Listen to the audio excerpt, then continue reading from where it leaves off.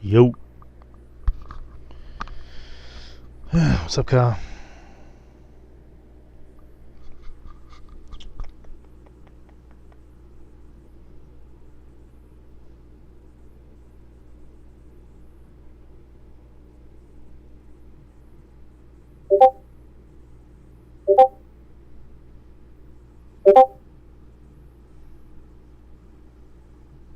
Yeah, what's up? Just getting everything started.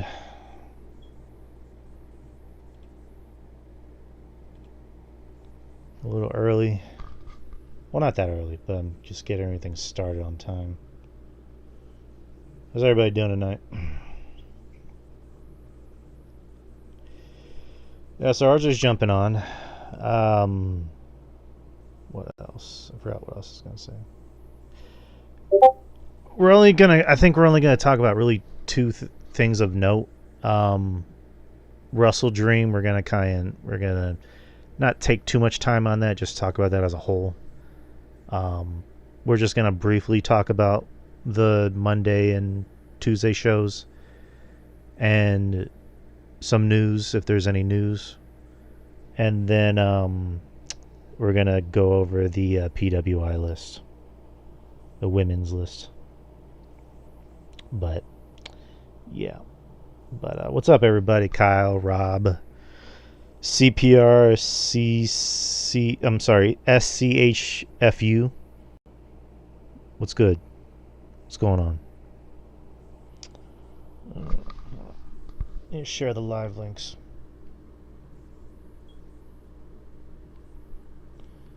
God damn it.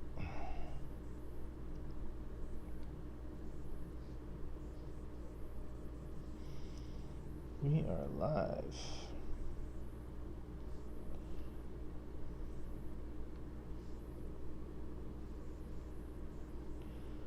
Audience must be set to public. What the fuck does that mean? What's up, man? Your post audience must be set to public to cross post. What does that even fucking mean? Oh, fuck you then. Sorry, not you guys. I was trying to cross share on my regular Facebook page and my show Facebook page, but it is not letting me, and I have no idea why. Okay, let me get in touch with RJ. RJ's usually fashionably late, but we got Justin here. Hello. Yo. Hey. Hey.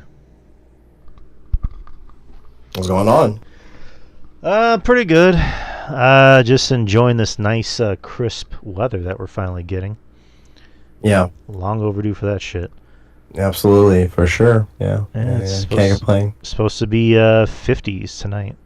Or actually it was in the 70s and supposed to be the 50s like later. But Ooh. yes, Interesting. Yes, sir. What are you up to? Just here. Yeah. Nothing interesting? No, not at all. I get you. Not at all. Not at all. Let's see. You've been enjoying the NBA preseason, the NFL season? Yeah. Your boys. The boys got spanked on over this weekend. Thank you for reminding me. I appreciate that. Sorry about that. Yeah, that was. I mean, my team's not doing that well either. But yeah, the Cowboys are not looking so bueno. Yeah, I'm ready to kill myself. I'm sorry to hear that. But yeah, Mr. It is what it is. Mr. $40 million a year. Yeah, he's not 40 mil. He's not worth that shit at all. But Spurs are looking pretty good in the preseason. They're looking pretty. It's preseason. I'm not having big expectations for this year. I'm not either, but it's refreshing. It's good to see the team gelling well, and then Chris Paul being that glue to kind of help Vic get to the next level. But oh yeah, for sure. Yeah. But NBA season starts next Thursday. So Yes, it does, man. They came quick. I mean, They came quick for sure. I mean, this whole year has gone by quick. I mean, yet again, July just decided to take the year off, and now we're about to be, was it 2 more months, or I guess technically 3 more months until the end of the year. So good shit. Right? Yeah. But yeah, I'm waiting for RJ to come on. He said he's gonna come on. I got the list, the PWI list. You want to do it like last time? Just do 25, or what do you want to do? The top 20. Do top 20, and I'll go. I'll have like the list of two names, and we'll just guess who's higher and who's lower. And yeah, I think that was pretty fun last time. Oh yeah, it was definitely fun. We went late, and then it's funny, like we went late, and then ended up getting more people the later we went, which is pretty interesting. So should be a fun one tonight. Got the list from Mish, so thank you, Mish, if you're listening. And what else? Are we live already? Yeah, we're live. We're live. I didn't know that. I didn't know that. I thought we were gonna, get a countdown or something. I didn't know. I mean, I can do a countdown if you want. Well, I mean, we're already live, so might as well keep it going. So let's go. But yeah, waiting for RJ and talk about Wrestle Dream. Give our quick thoughts. I'd rather not. We'll make it quick and painless. I didn't watch the show. I'll just say that. You didn't watch the show? No, I didn't. Okay.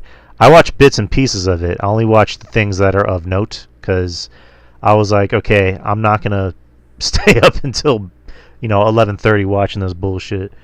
So I'm just going to watch like the replay and watch the matches that are of note, I guess. Quote unquote. And then briefly talk about the TV shows like Raw and NXT. Okay, RJ more than likely he's either getting prepared or I think he fell asleep. No, Dynamite's still on. He's probably watching it on Dynamite. Oh wait, did you watch Dynamite? No. Oh man, hold on. Let me get a hold of him real quick. But all right, I just texted him, said we're already on. But I tried to watch the beginning of Dynamite, but I guess the stream I was watching was buffering, so I just went, I'm just not gonna bother with this. I saw some things that happened. Well, what stream? I mean, what were you using? So I use Twitch because there's people that actually will broadcast it on Twitch. Oh, that's your issue right there. You're on Twitch. Twitch sucks. Well, well, actually, there's a guy that he streamed NXT last night. It was actually perfect. Oh well. Is it the same guy that streams Dynamite too? No, I think he only does WWE events. But yeah, he streams SmackDown, Raw, and NXT for anyone that doesn't have cable, and it comes out pretty cool. So because I was like, because it's weird. I'm surprised Twitch doesn't get. They don't make him take it down. I think it's only a matter of time, but yeah, because CW. I thought you ended up getting cable. No. We had YouTube TV, but it was just like it was killing me because I'm the one paying for it. So I canceled it.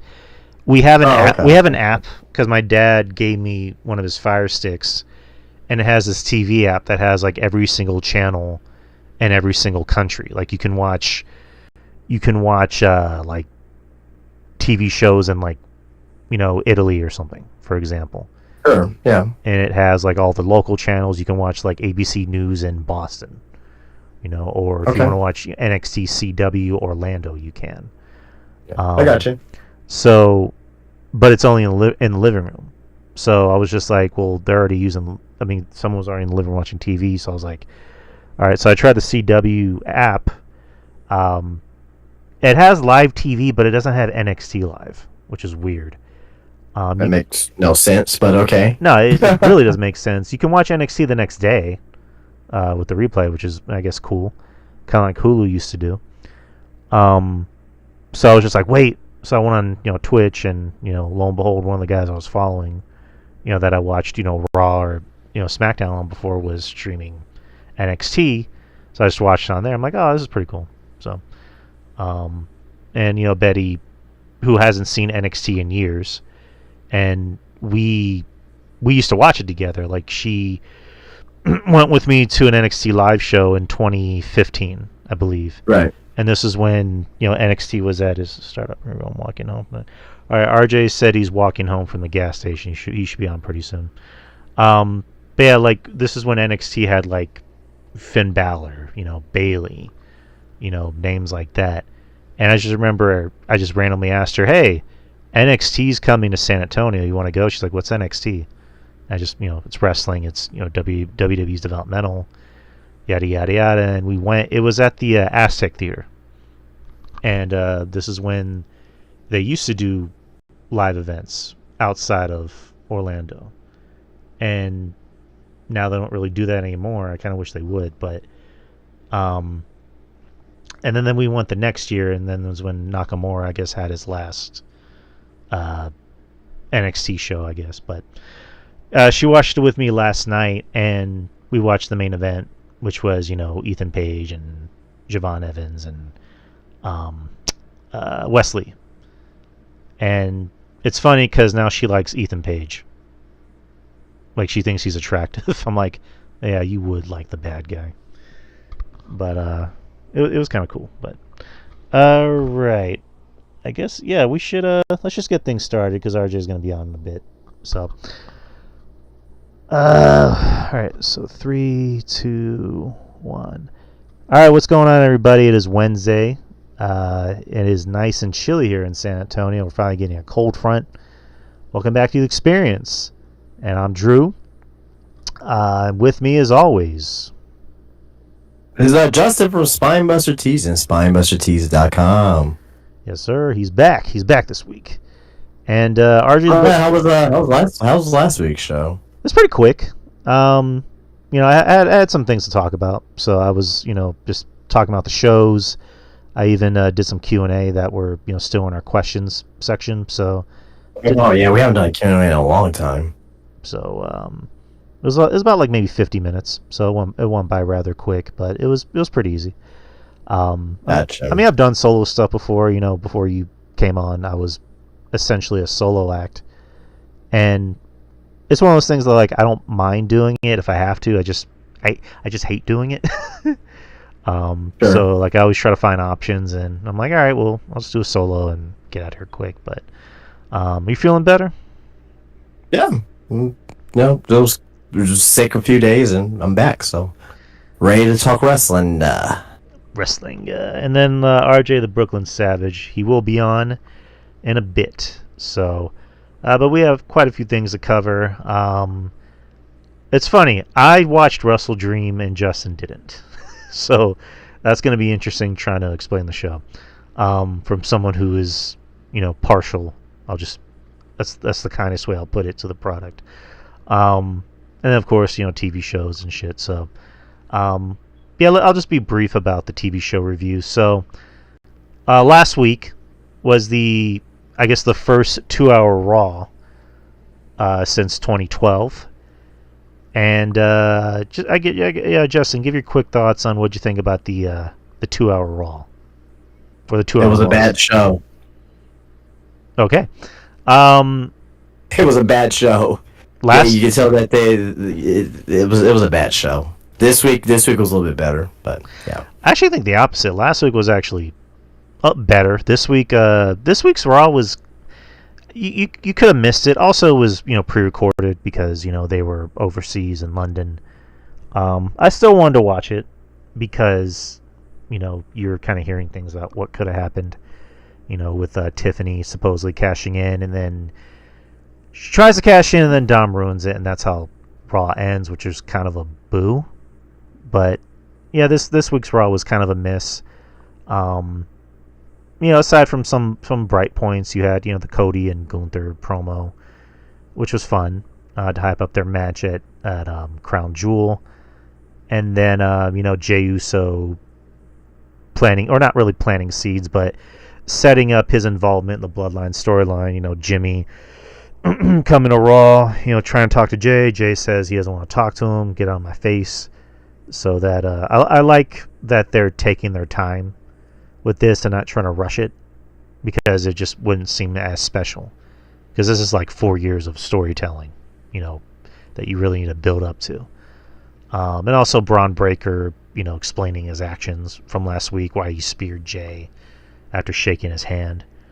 And then telling Jay, you've been sucking off your family's legacy for the past decade, which is just choice of words, Braun, but good promo, by the way.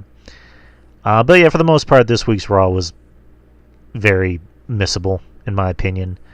Last week's Raw was decent. I mean, you had the main event, which was Gunther and Sammy. That was really good. But yeah, these 2 hour Raws is just, I'm fine with it. I think they're probably going to go back to 3 hours when they go to Netflix.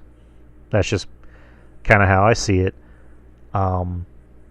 Partially because the roster is so stacked. You have so many people on the roster, and you run the risk of, eventually you might need to cut some people to save some time, which I don't want that to happen, obviously. But yeah. But what do you think? Do you think they might go back to 3 hours in January? No, I think USA may have the 3 hour SmackDown, and I think they may do a drop before the Raw. Sometime in December. That's just a guess. I may be wrong about that. Right. I mean, I think SmackDown. Yeah. It wouldn't surprise me if both did it, but if SmackDown does it, that might make sense, because for the most part with SmackDown, it's very much a Bloodline and Cody show, and there's so much talent on the show that needs more exposure than just Roman and the fake Bloodline. So I digress. But and then NXT was we'll talk about NXT last week. I kind of want to get your thoughts on Randy Orton and Javon Evans. Main event of the show was about 8 minutes, which was I was a little puzzled by it. I'm like, why is it 8 minutes? And then you saw why. Decent match. Again, we both like Javon Evans here. I see a tremendous upside for him. He has a future, and Justin is gone. We lost Justin. Where did he go? I'm pretty sure he'll be able to jump on.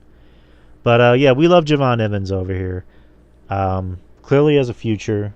Dude has a look. He's talented as hell. He's charismatic.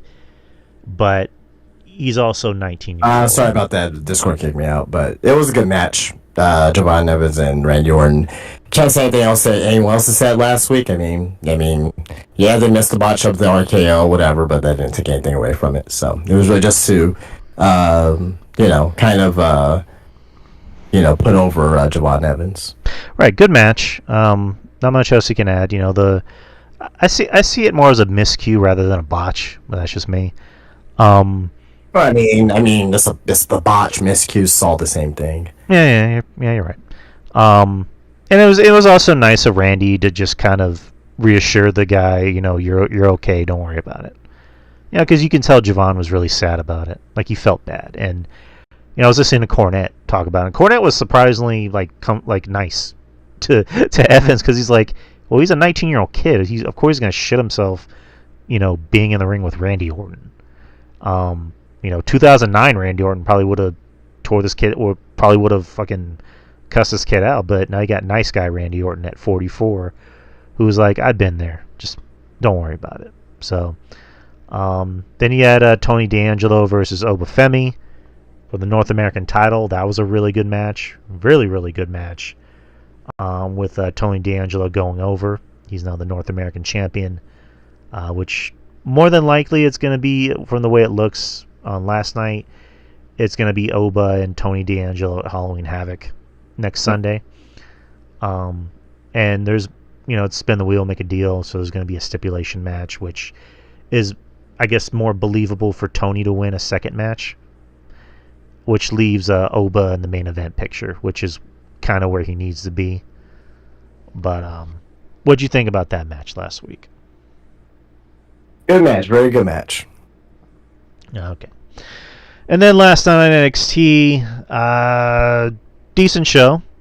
like we were talking about earlier on the pre-show, decent show. Ethan Page is going to get his rematch for the NXT Championship against Trick Williams at Halloween Havoc. So I guess that makes sense. I mean, well, not I guess it makes sense because he needs his rematch. It wasn't going to be Wesley. Wasn't going to be Javon because I don't think Javon's ready for that main event spotlight on a pay-per-view just yet. Even though he was part of the main event, but that was a triple threat. If it's like I'm talking about more like straight 2-on-2. So it makes sense for Ethan to get his rematch, and it's going to be a Devil's Playground match. What else? What are some other matches? You had Lola Vice versus Nikita Lyons. She returned. Yeah, she on TV. Yeah, yep. Good to see Nikita back.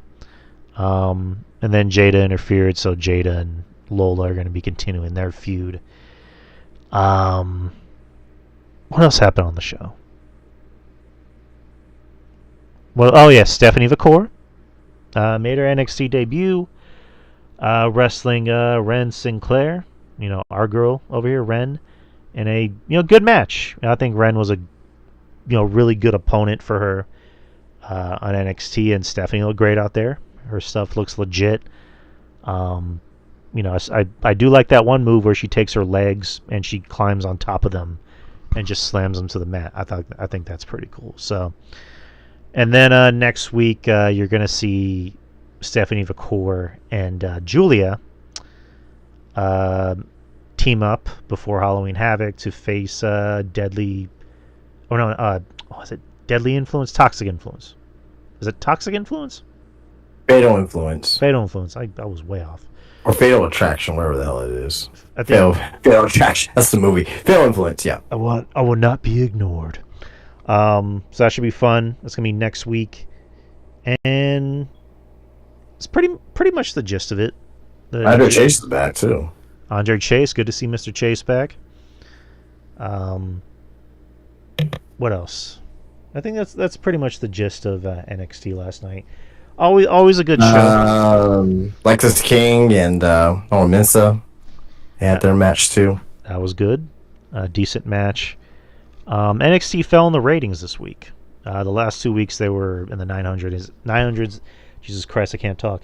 900s and 800s. This week they fell.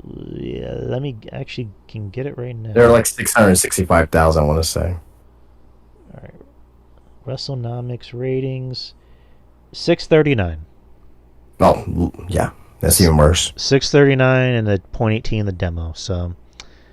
Those first 2 weeks they were gonna get those big ratings because you had CM Punk come out the first week, then you had Randy Orton come out in the second week. This week it kind of is going back to what it was before, which is a little I don't know. I would just think for since they're on basic cable, the ratings would probably maybe be higher, maybe like a 700, 800. Yep. But yeah, it's a little concerning for me.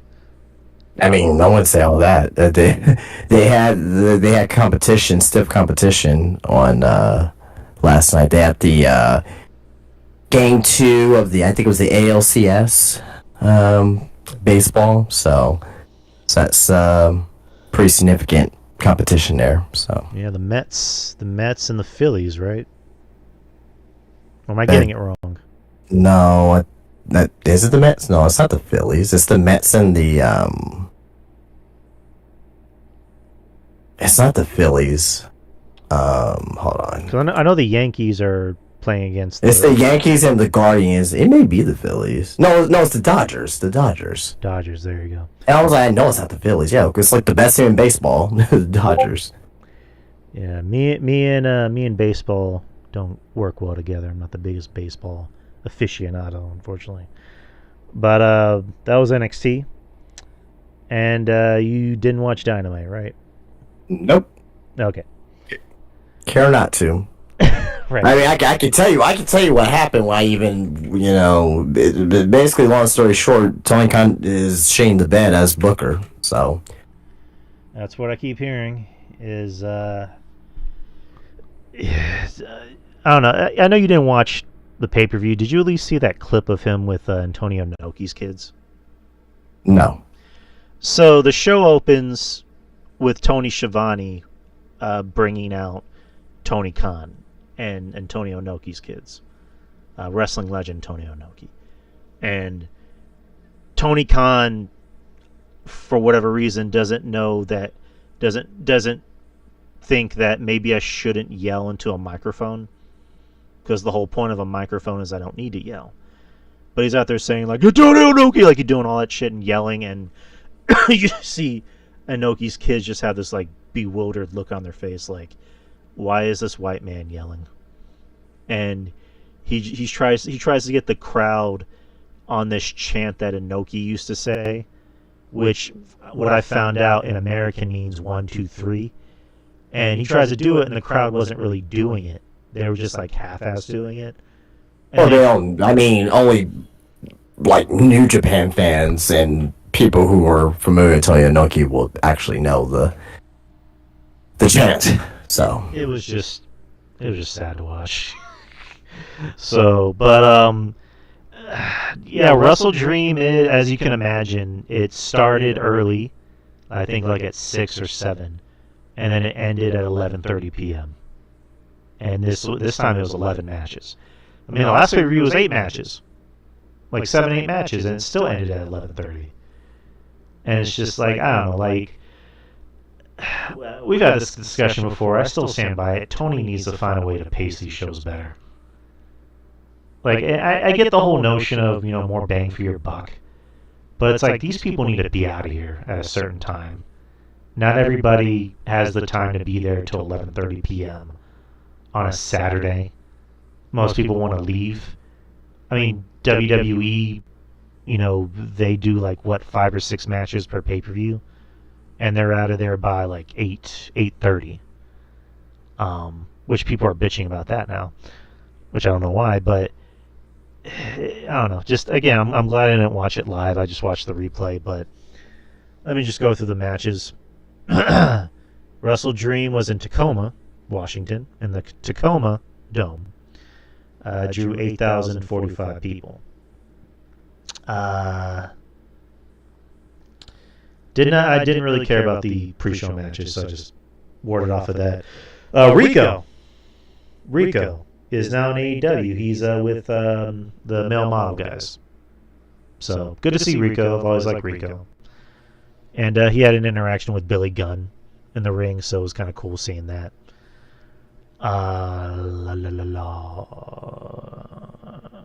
There are 4 pre-show matches. Jesus Christ. All right. The first match on the actual show was Jay White versus Hangman Adam Page. This is actually a good match. This is a good wrestling match, and I know it's weird for me to say because I don't like Page, but Page is also someone that he can be led. And Jay White, I've always liked. Do you not think that he pulled his own weight in the match? No. I think... Okay. I'm not even... I'm going to give a reason why. You know why? Because, again, it's like with everybody in AEW. Everybody in AEW doesn't wrestle enough. Page doesn't wrestle enough. You look in WWE, again, it's night and day. Tony Khan's not going to do house shows. And you have guys there that would rather wrestle one day a week and get paid. And I can go into this huge spiel about money, which I'll, leave it. Does Jay White wrestle enough? I mean, nobody really wrestles enough, to be honest. Okay. But all in all, Jay White is a good opponent. I like Jay White. Just don't think he gets a fair shake. And I really thought he led a lot of this match. And it was fun. It was a good match. It was weird to see Jay White get the win. And I say that because Page just had this like bloody, cinder block cage match. Fucking dumb. I love Jay White. Right. I love Jay White. He's one of my favorites from AEW. But it doesn't make any sense why he won. Right. Page just almost killed him. Pretty much just killed a guy. Paige should be fucking... She should be the fucking AEW World Champion right now. In my opinion, but... Whatever.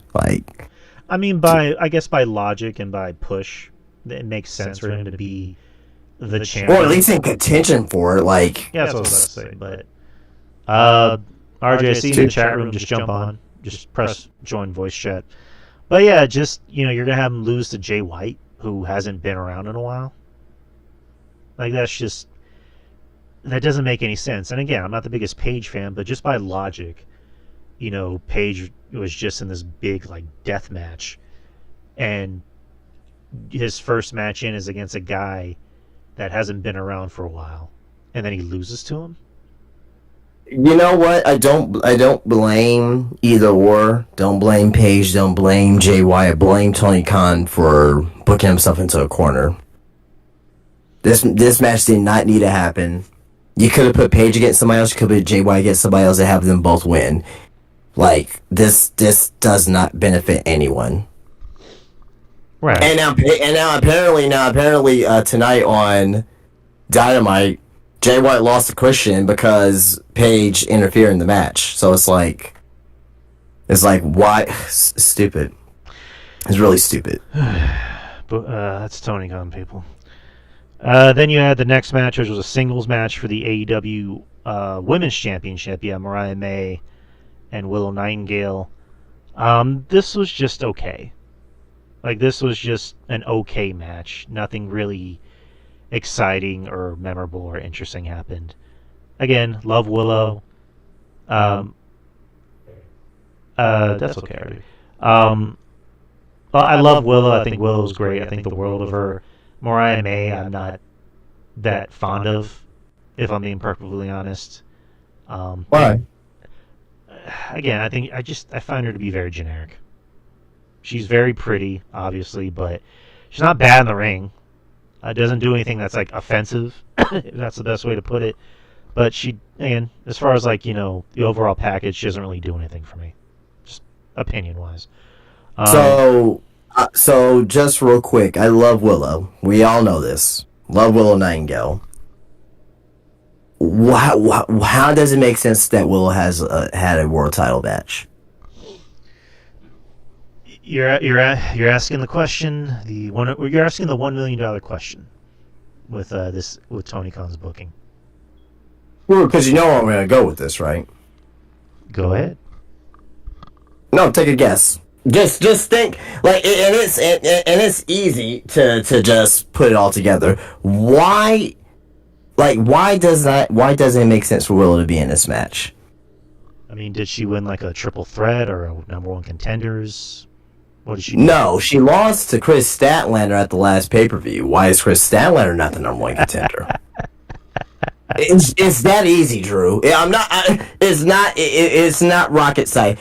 Rocket science. Also, as well, it's not rocket science for Tony Khan. But somehow Willow is the number one contender. Also, as well, why is Chris Statlander a babyface all of a sudden now? She's a babyface now. Why is Adam Cole a babyface now? What's up, RJ? By the way. Oh, what's up? You guys good? Justin doesn't seem that good. I mean, we're trying to fill the logic gap. I mean, with the Cole thing, last time we saw Cole, I mean, MJF did hand him his ass, and MJF turned heel since then. So, to me, that's the least offensive thing out of the questions you've been asking. But as far as the Chris Statlander thing, that still has me frazzled. I'm like, okay, got this big heel win over Willow Nightingale, and all of a sudden, she's a big baby face standing up to Camille, and no Stokely with no explanation as to why Stokely's trying to romance and court private party all of a sudden. So what the fuck happened? Did I miss something here? I know I don't watch Rampage, but I mean, surely the development couldn't have been that quickly, right? I don't know. Not to stay off track as well, but Brian Cage is part of the Don Callis family.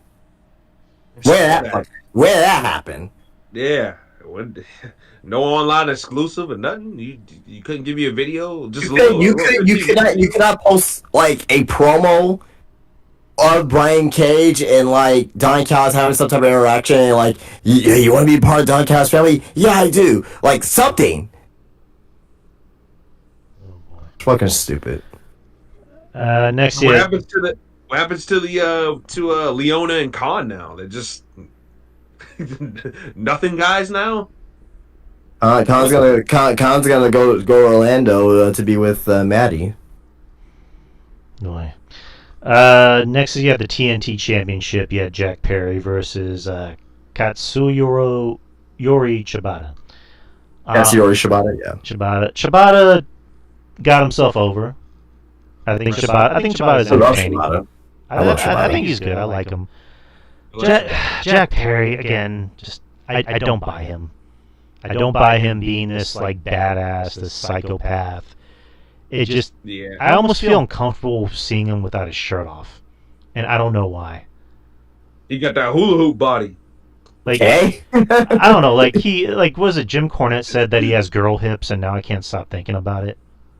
Nah, he ain't got. I don't look at another man and say he has girl hips. Like I don't know. Just that's some I don't look at. I just don't buy him. I don't buy him in this like was it Raven? Like he's trying to be Raven or something. Raven, Brian Pillman, like all wrapped into one. Like I don't buy it. I give him credit for trying though. That's one thing I'll give him. I think he's improved. I don't think he's like most improved wrestler or anything like that. But I think a lot of people are they're not giving him enough credit because it's Jack Perry. Him and CM Punk, fuck him. Like that's pretty much like the mentality behind it for the most part. I'm not saying all, but I think he's improved. Do I think he's great, tremendous? No, I think he's far from it. But I think from Jungle Boy Jack Perry to now just Jack Perry with the scapegoat, he's getting heat in some aspects as well, and you can't teach that. So, but again, I still don't think he's tremendous either. So at the same time, me neither. And I don't buy him as a badass. Him taking Private Party down 2v1. That's fair. Like, are you fucking kidding me? That's fair. With no weapon, he just took him down with ease. I'm like, oh, come on. I agree. At least, all right, give him a pipe or something. Give him a pipe, something like that. He can paint it black, just like the title with fake little blood stain on it. I do like the title belt though. I think that looks pretty nice. The title belt's nice. That's nice. But give him a cane or a pipe or something like that to go along with it. Like a pimp cane. Fucking just have him swipe guys' knees out, so it's more believable. I agree, Drew. Him being this, he's a badass when he's only 170 soaking wet. Like, come on, give me a break. He's this badass all of a sudden. Sorry. All right. Now, if he had like other guys protecting him, and he hid behind them, and then bam, he pops a guy, or he gives somebody a low blow from the behind, from far reach, roll up, take it home. Okay, that's cool. I can get behind that, and now get him more heat. But they insisting on this guy being a badass when he's not even the biggest guy in this fucking group. It's crazy. It's crazy who gets to be a badass and who's not a badass in AEW. Also, as well, back off topic here, but I have to mention this too. Also, as well, they made Lance Archer into Drew McIntyre. How? Just look up Lance Archer on Twitter, and you'll see what I'm saying. Oh boy! Turn Drew McIntyre. I didn't make that. I didn't make the rules. That's what they did. I mean, I'm not doubting you. I'm just like, that's really fucking random.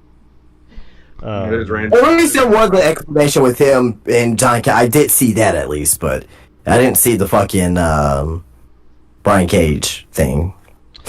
That means Hobbs is free whenever he comes back. Well, he's gonna be with MVP. I'll take that. As long as MVP goes to Tony Khan and be like, hey, we need consistency. Because that's been the problem with Hobbs and a lot of other guys. They're hot. They get a little something for a couple of weeks. It doesn't matter who goes to Tony Khan. It doesn't matter.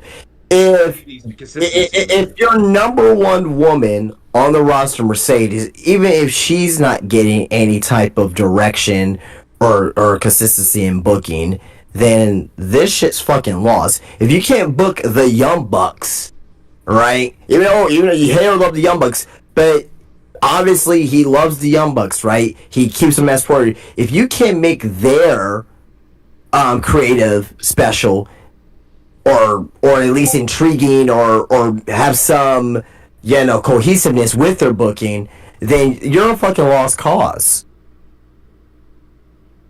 If you can't do that for the Young Bucks, then I'm sorry, fucking, Powerhouse Hobbs, you're fucking lost. You're gonna have Bobby Lashley come in. Yeah, he's gonna feud to get swerved. Okay, then what? What's gonna happen after that? What's next?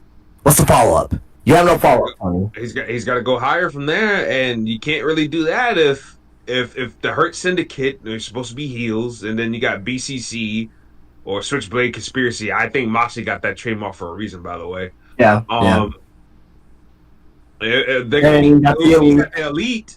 Like who's gonna be all the babyface factions are a bunch of losers. A bunch of losers, or a makeshift jobbers. This is like you want to know who the top babyface faction is right now? The conglomeration. Thank you. And they are fucking awful. And they are mid-card. Mid-card at best. Like mid-card at best. So whatever. Yeah, man, it's not good. It's not good. They got to do a better job of building. But see, here's where character development makes sense now. You have to find ways to use these guys on a consistent clip besides the ring stuff. We get it. These guys are talented in the ring, but let's explore these guys' characters and stuff like that. I like what I saw from Daniel Garcia, although it was brief. I like what I saw when he got in the Bucks' face. You ain't gonna do nothing. You ain't gonna do nothing about all that. I like that. I want to see more of it. I want to see more Private Party. Let those guys talk more. Let them show. Yeah, Isaiah Cassidy cut up one hell of a promo, a couple weeks ago. He cut a very good promo a couple weeks ago. But at the end of the day, I'm seeing development from guys like Daniel Garcia and Private Party. But at the end of the day, the shit ain't gonna fucking matter. Nope. It's not gonna matter. Like, I'm seeing the promise there, and I'm seeing something like Daniel Garcia I haven't seen before. I'm like, okay, I'm starting to see, a little bit more fire but it doesn't matter with Tony Khan. He's gonna push him for a little bit, then all of a sudden they're gonna be on fucking Collision or Rampage, and we're not gonna know what the fuck is going on with them. Because no one's watching those shows. He doesn't care to, what's the word I'm looking for? To recap and to put in promo packages of, like, what's going on. Better yet, you should not be developing storylines for Dynamite on your secondary shows. Yeah.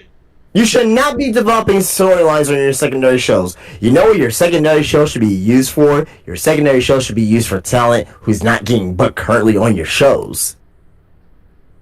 Man, I agree. And have them do storylines down there just for those shows. Instead of like, oh, we're gonna put Okada versus, I don't know, let's just say Jay White, and something happens on that show that has ramifications on the next Dynamite or a pay-per-view, but we're not gonna know about it because you don't properly update us on what has happened on said show. Moving on. This company's going down, man. I hate to say it, but this company's going down the drain. Yeah, well, they got that new deal, so. No, the new deal ain't gonna mean shit after all. Ain't gonna mean shit. So MJF, or I guess going back to the previous match, you had Daniel Garcia come out, and then you had MJF come out, and then Jack Perry attacked Daniel Garcia from behind. And then Adam Cole came out, baby, and confronted MJF, and that was that. So Adam Cole's back, baby. As babyface? As a baby face. Not even, screw him being babyface. I got two questions. Number one, is he still with the Undisputed Kingdom? Listen, it doesn't even matter. That group is DOA anyways. There's no explanation from it. Isn't Kyle O'Reilly with another group? Conglomeration. Conglomeration, yeah. Okay. Yeah. But he turned them down. Roddy tried to... Well, he did turn them down. So there is their story there. So that's fine. That's totally fine. That's number one. Also, number two, there was still no development, and RJ, you're gonna remember this. Drew, you're not gonna remember this, but remember when there was gonna be the trios tournament, and you had the undisputed, right, with Kyle O'Reilly and Bobby Fish. Remember when they turned on the Young Bucks? Mm-hmm. Nothing came out of that either. Yeah, nothing. Because if I'm remembering correctly, I remember Kenny Omega was out. Yeah, Kenny Omega's out, and then Bobby Fish almost got released almost immediately after that, right? Yeah, so nothing came out. I'll also a lot of scrapped stuff with Adam Cole's AEW run. Not a lot of consistency there. Also, which is frustrating. with like Undisputed Kingdom, didn't Mike Bennett leave? No, his wife left. Yeah. Maria is. But, I mean, they might as well have left because they've been regulated to like Collision and Ring of Honor. Right, we're on Ring of Honor, yeah. And it's like they're Ring of Honor legends. Don't get me wrong. They Bennett and David, they built their name up as a team on Ring of Honor. So I get it, but like at the same time, this is an AEW angle. You know, why aren't they on AEW causing terror? And it's like, it's a waste. That whole why is Mark Briscoe defending the Ring of Honor champion? Love Mark Briscoe, love him, but just trying to make sense of this, right? Why is Mark Briscoe defending the Ring of Honor championship against Chris Jericho on an AEW pay-per-view and not on a Ring of Honor pay-per-view? Because they don't give a shit about Ring of Honor. Why is Ring of Honor still getting TV time? So you love Mark Briscoe, right? Take the Ring of Honor title off of him, put on somebody else, and just let Ring of Honor be its Sting, right? Right. Yeah. Just let Ring of Honor be its Sting, right? If you're gonna do that, so that logic, right? Mark Briscoe been on AEW TV for a while, doing his thing and doing all that, right? Okay, cool. Where the fuck's Athena? Where the fuck's Athena? That's the disappointing part too, especially when the hardcore AEW fans try to make excuses for, and the crazy wackos, they try to make excuses for Tony Khan. It's like, bro, if Mark Briscoe can parade around with the Ring of Honor Championship, why can't Athena be on both shows too? It's stupid. You got Rampage, you got Collision. We'll talk about Athena. Why not? We'll talk about Athena much later when we do our list, but I've seen her work. Like, I watched the Ring of Honor pay-per-views. The only thing worthy of watching from that brand. She's the only thing. Yeah, she's the only thing that's keeping that show any type of relevancy is Athena. Yeah, and they're doing the thing with her and Billy Starks. I appreciate that. It's long-term storytelling and stuff like that. I can appreciate that. Believe it or not, that's the only thing that's had long-term storytelling between Ring of Honor and AEW over the last couple years is Billy Starks and Athena. Yeah, and guess what? It's been raved about. It's been looked at as like, hey, why is this not on AEW TV? Exactly. Stupid. It's stupid. So Drew, I by your reaction, I'm guessing Athena cracked the top 10 on that list. Well, I'm pretty sure we'll get to that list later. Let me tell you something, buddy. Based off her body of work, even though it's not visible to everybody, like, I can't I'm not even gonna complain if she is on the top 10 list. I'll tell you that much. I haven't seen all the top 10, but she's definitely top 10. Not top 5 in my opinion, but at least top 10. I mean, she was like what, number 2 last year, and it's like. Anyways, let's continue this abortion of a pay-per-view. 3-way match for the International Championship. Takeshita, Will Ospreay, and Ricochet. I kind of tuned out of this match. I didn't see this match, but I'm pretty sure I'm pretty sure why you probably tuned out, because there was a lot of flips and you hate athletic flips. Again, in wrestling. Yeah, Exactly. I like Takeshita. Will Ospreay I like in small doses, depending on who he's wrestling. Ricochet is just become nobody. You like Ricochet? I like Ricochet not in AEW. Why? What's the difference? he's- He's wrestling the same thing. He's kind of become just another wrestler. How? I need to hear this because he's wrestling the same way in WWE.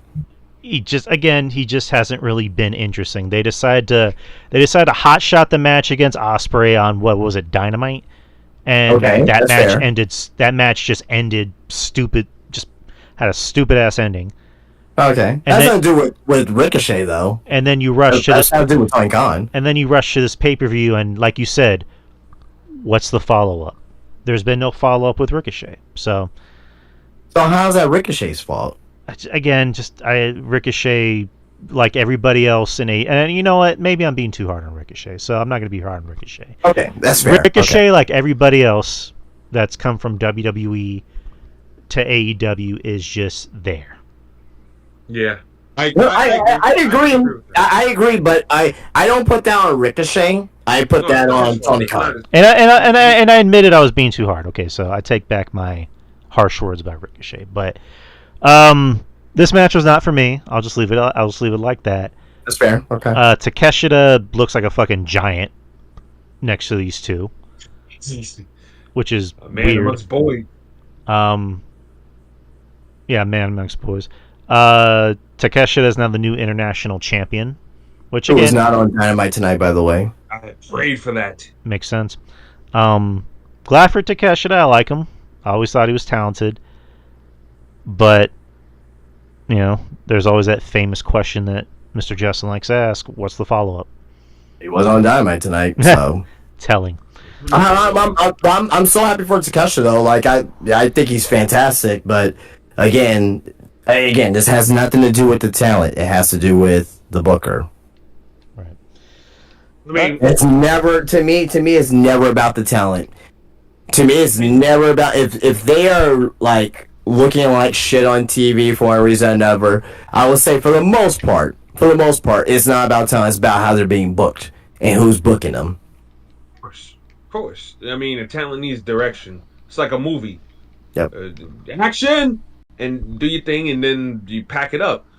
But I mean, at least the door's open. Okay, now you can have a match against Ricochet. He can have a match against Ospreay.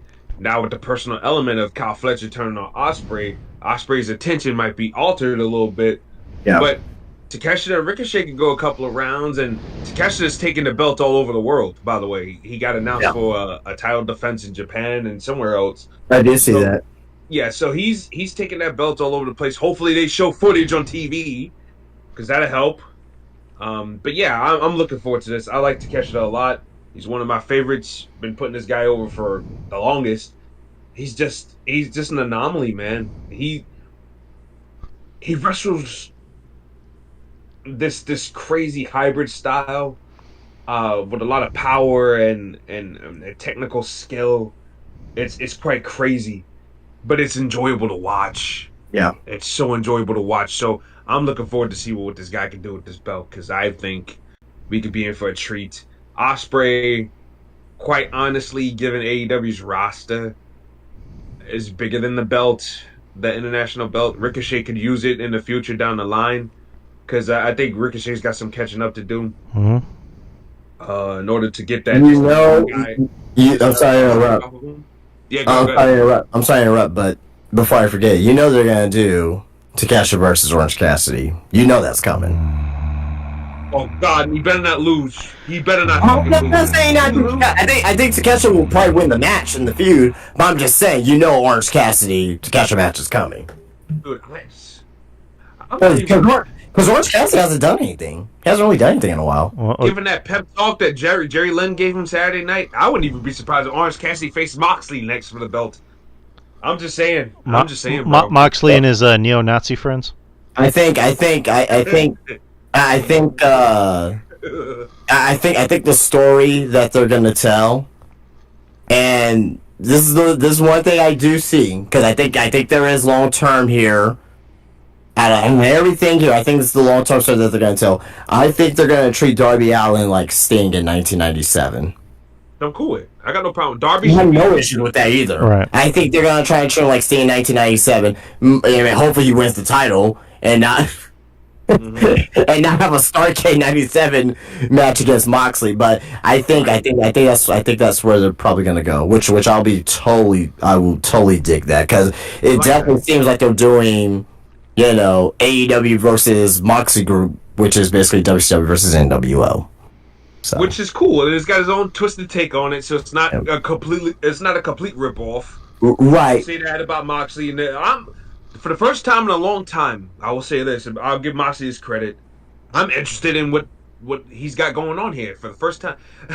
I do too. I do too. Gotta stop with the random shit though. She makes me laugh, bro. When they was riding and Moxley was cutting a promo on the truck, she was gonna bust out laughing a few times. I'm like, camera off her, please. I'm trying to take this seriously. She's not helping. I do too, 100%. I think that she is going to, or not she, but I think that this group has promise. However, However, Tony Khan, oh boy. he has not shown me anything yet in the last year and a half for me to trust him long term. What's the best story? What's the best storyline in AEW over the last year and a half? The Devil storyline, maybe. I'd say the Tony and the Mariah stuff for the most part, or Okay. even if you want to exclude Mariah's part in it, but the introduction of the Tony Storm character and how she carried that, I thought that was consistent. Okay, that's fine. I'll take that. Right? I thought the Devil storyline at first. Yeah, first. It At had promise first. legs. Yes, before the MJF face turn, all that shit, at first, I thought it was very fucking good. But, all good things come to end. I know, bro. It's frustrating to see, but they got a chance. They got a chance here. That's the one thing. They don't We're fall talking. tonight. We're talking about how Tony Khan's gonna stick this landing, how he's gonna finish, so to speak. He's gonna bust his ass on the landing, I think. Oh God damn.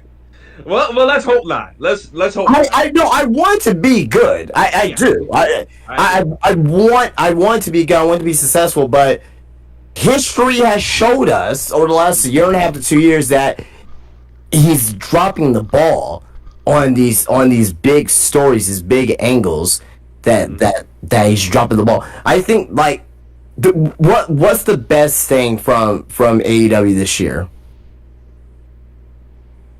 Ooh. To me, probably Sting's retirement. Yeah. Yeah, that was That's good. me. Retirement. He handled that with tender loving care. I thought that was great. I thought the match was great. It was fun. I thought it was a perfect send off for Sting. I thought that was great. Probably I will also say Hangman and Swerve too. Yeah. The build to the steel cage match. I thought that was, even though it wasn't like a long term, build. I mean, fucking Hangman burning down the fucking house is like. I mean, the history was already there. Yeah, It was true. Okay, we just left the door wide open. He came back in the door and he literally burnt that motherfucker down. True. So, like, and that's, to me, that's one of the feuds of the year besides Punk and McIntyre. Oh, absolutely. Swerve and Absolutely. I gotta give them credit. I'm not the biggest Hangman Page fan either. I think he's otherwise boring, but this new character with him being slightly unhinged and looking like Dax Harwood with hair, it's kind of funny. So, or not funny, but it's fun to see what he's gonna do next from week to week. So, he's got that. He at least has that to his name at this point, with the whole him being frantic and stuff like that. So, that's cool. But yeah, man. Hopefully Khan has a plan. Hopefully he's got a plan, or if he doesn't have a plan, we're hearing about RJ City and all this. Hopefully he maybe has a plan.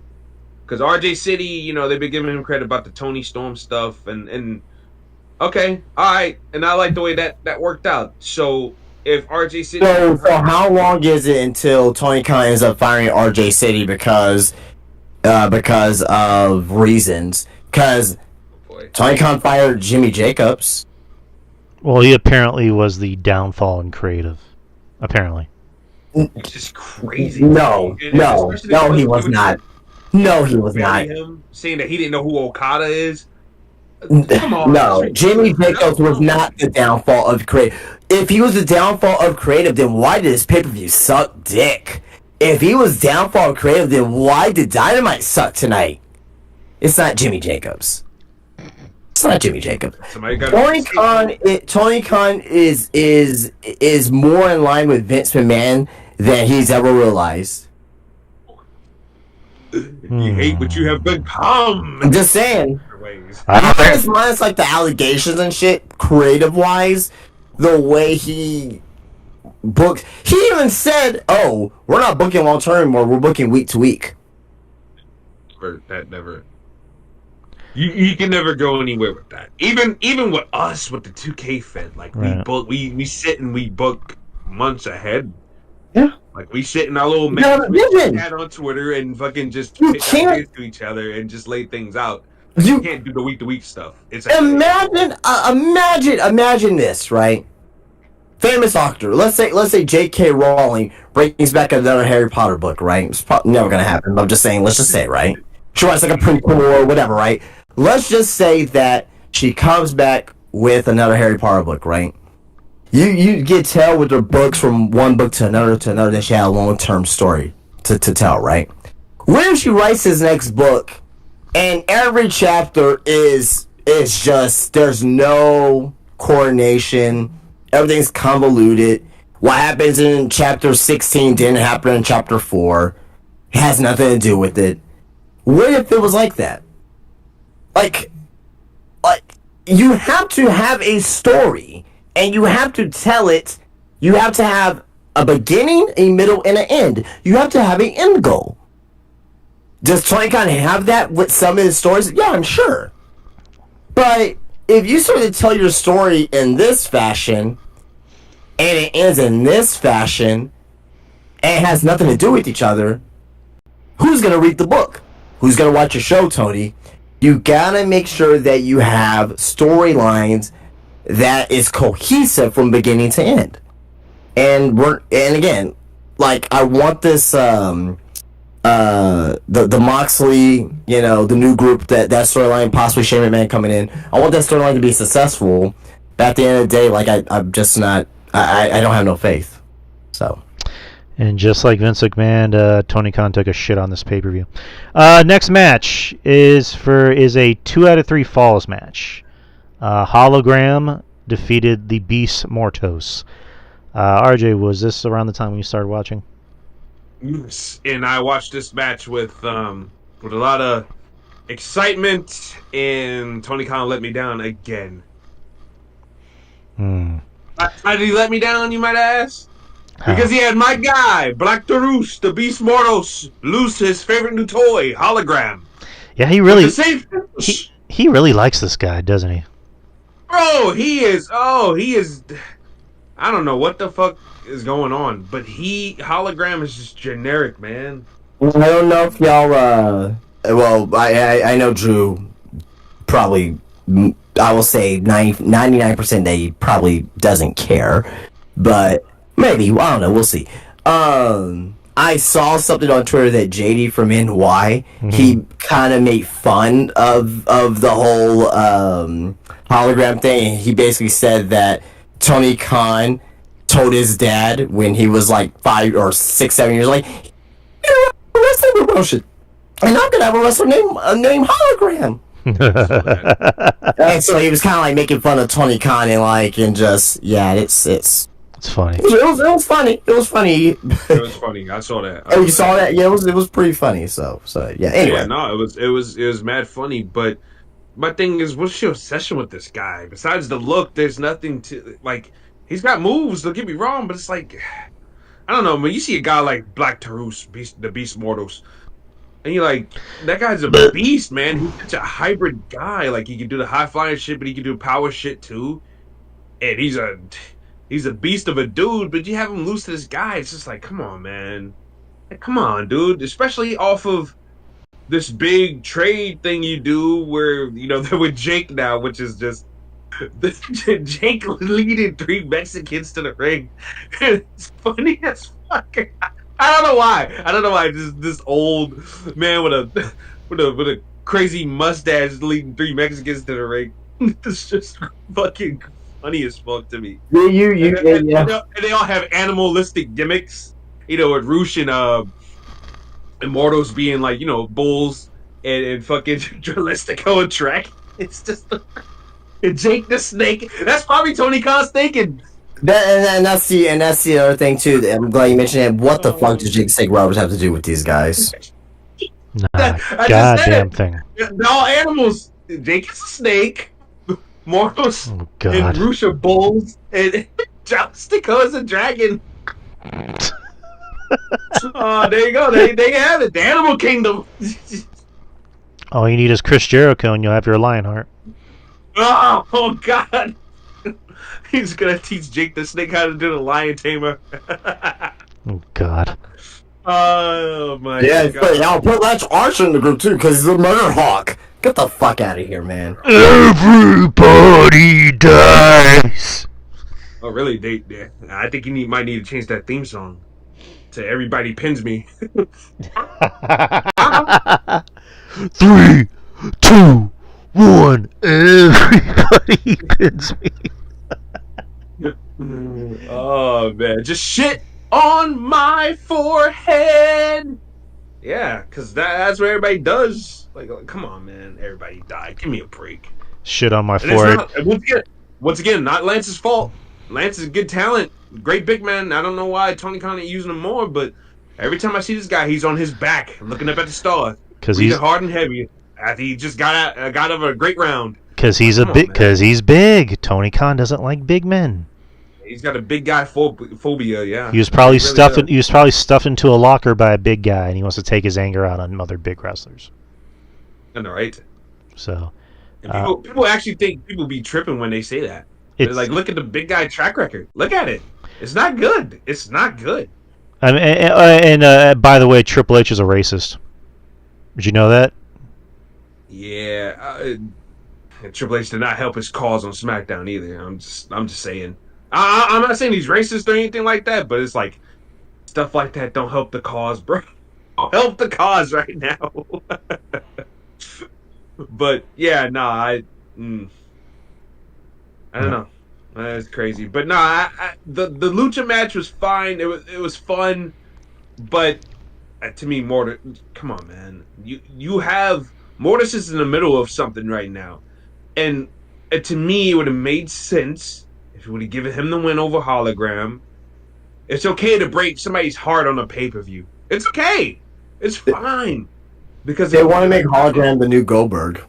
Oh, God. Oh, good God. Wait, as far as the undefeated streak is concerned.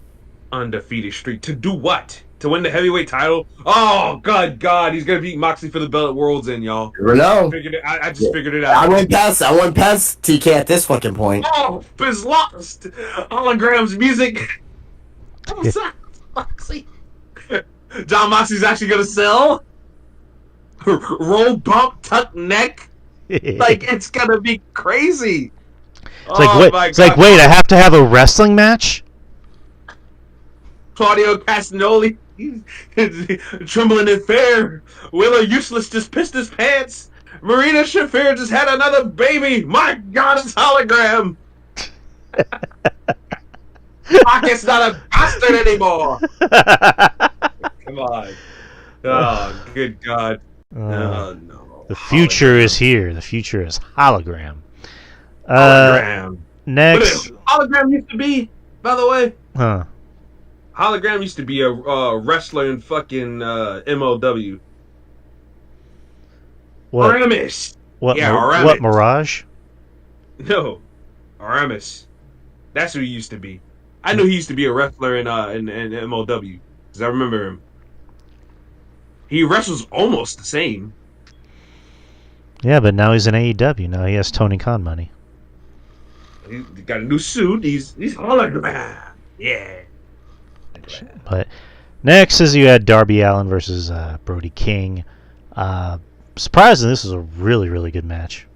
Oh, they always have good matches. You always have good matches. I mean, go Yeah, back they to always the have. high days, man. right. Yeah, they're like the fight. They have their fight forever feud, so they wrestle with each other thousands of times at this point. What I liked about this match was Darby has always had it in him to be a good wrestler. It's just he chooses to do a lot of these crazy bump spots.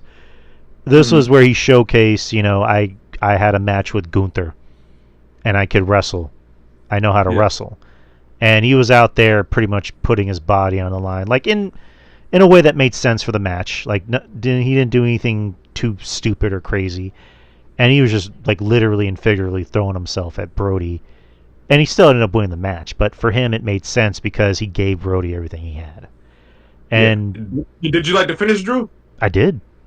Yeah. I thought the finish was very clever. I like that. Yeah. Unfortunately, it's not going to mean shit because Brody's just going to go to the back of the line, and Malachi Black just doesn't want to be there. Oh yeah, Malachi Black is just he's waiting to the contract's up next year, right, y'all? I believe so. Yeah. Can you imagine Tony Khan's accountant being like, "You have a lot of people on payroll. Do you even use them?" Just let these guys go, bro. Both companies. If you're not using certain people, just let them go. Exactly. Let them go. Let them go. Especially if you can find if it's a mutual release or something like that.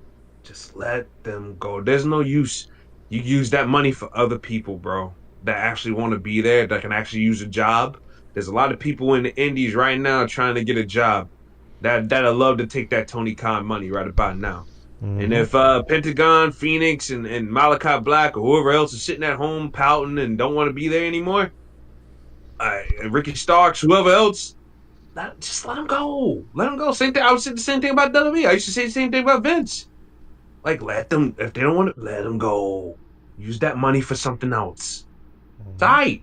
It's all right. Let them go. So what if they go, let them be somebody else's problem or let them be somebody else's burden or whatever. Or let them be, let them go. Just let them go. If you're not doing nothing with them, you got no interest in them, you don't like them, you don't want to do nothing with them at all, just let them go. Let them go. All right. Next is for the AEW World Tag Team Championships, the Young Bucks versus Private Party. This match made me mad so badly, man. It's like the tag team division in AEW, to me, this might be bold to say, but to me, it's non-existent. That ain't bold at all. I say that's spot on. It's just, and the Young Bucks are the reason why. The Young Bucks have been very complacent and lazy with this run. I'm not the biggest Young Bucks fan, but they're not doing anything with these belts to make them feel anything special at all. They're just walking around doing segments in the back.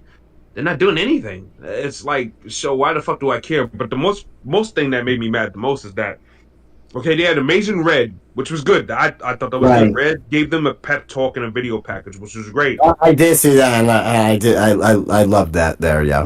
Now, Justin, Drew, you guys have a couple of years on me. In times in wrestling where your mentor gives you a pep talk, a good fiery babyface pep talk, usually that leads to, I don't know, the heroes conquering the villains at the end and achieving their dream. I mean, we've seen this story 1,000 times, not even just in wrestling, but in movies. They wasted a perfectly good pep talk from Amazing Red to have the Bucks win in the most non-dramatic way possible. That is my problem with this. And that was flat. That was flatter than this table. It was flatter than the girls' ass at Hooters. Like, it's crazy. Like, you can't do that to me, man. You can't do that to me. I will say this. I think Private Party is gonna take tails off the Bucks. At this point, they have to. But I just thought that they wasted Red. They wasted Red's time. Why do that? They should have had the Bucks. Okay, they should have had the Bucks beat them on TV. More than anything. Like, I felt like they should have had like the Battle of the Belts thing. They because last week was Title Tuesday and only one belt was on the line. You could have had the Bucks defend against Private Party, which could have been, something else that could have drove up the audience for that show, possibly, maybe. I'm not gonna say for sure whether it would have or not, but There's a possible chance that hey, some people see the young, but then again, the Young Bucks are rating killers anyway. So, forget I even said that. But it would have been nice on paper if you could have had a tag team title match on there. Then you have them lose. Then you have them come back at Full Gear next month and beat the Bucks because Full Gear usually is a big, nice show for AEW. You have Red giving them pep talk there, and then they get the belts. Yeah. Then they beat the Bucks again on a Dynamite or a Collision that you want to build up to a final match to. Then you move on, and they have teams. AEW's got teams. It's like the E got teams. They just gotta find a way to use them in a meaningful manner. I'll say this. If it ain't Private Party, you know who should win the titles? Outrunners. The fucking Outrunners. The Outrunners are great. At The first, I'm fucking like, Outrunners. what? I didn't get it at first, but you know what? I seen the pro. I'm like, nah. And then they got the chick with them. I totally got what they were doing. And I loved it when I first saw them. I was like, these guys really think they're still in the fucking 80s. And it's great because who else is doing the gimmick? Nobody else is doing that. No, that's what FTR is and the revival is, but obviously they live in like modern time, but they just wrestle like they're from 1980s. No, the Outrunners think they are in the 1980s. Yeah. So it's tremendous. It's a gimmick.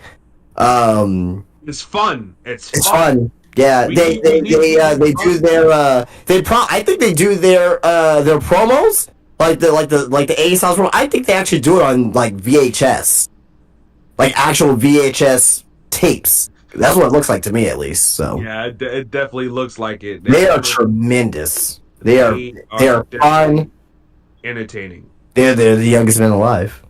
Yeah, man, and I like what Mason and Mansoor are doing too. I think they're doing really good work as well. Like I said, they got AEW got the teams. They got the teams that can be entertaining and can wrestle. We got to use these guys in a little bit more of a meaningful manner. Yep. Rampage ain't enough, man. I'm sorry, it's not. It's not enough. We gotta get it. We gotta get it on the main show. Yep. So hopefully Tony Khan, whoever, can get something going because I was really hoping that Private Party would have won the tag team titles, especially after that Red video, and then we could turn this thing around and have Private Party lead the charge in a new wave of a new tag team division. But I guess not, and have them feud with Top Flight because I would have them feud with Top Flight. Yeah, and maybe get something out of that. Maybe Action Andretti because Action Andretti's been voicing his displeasure and his frustration. Meanwhile, the rest of the members of the group have been. Don't worry, things will change, but it's gonna.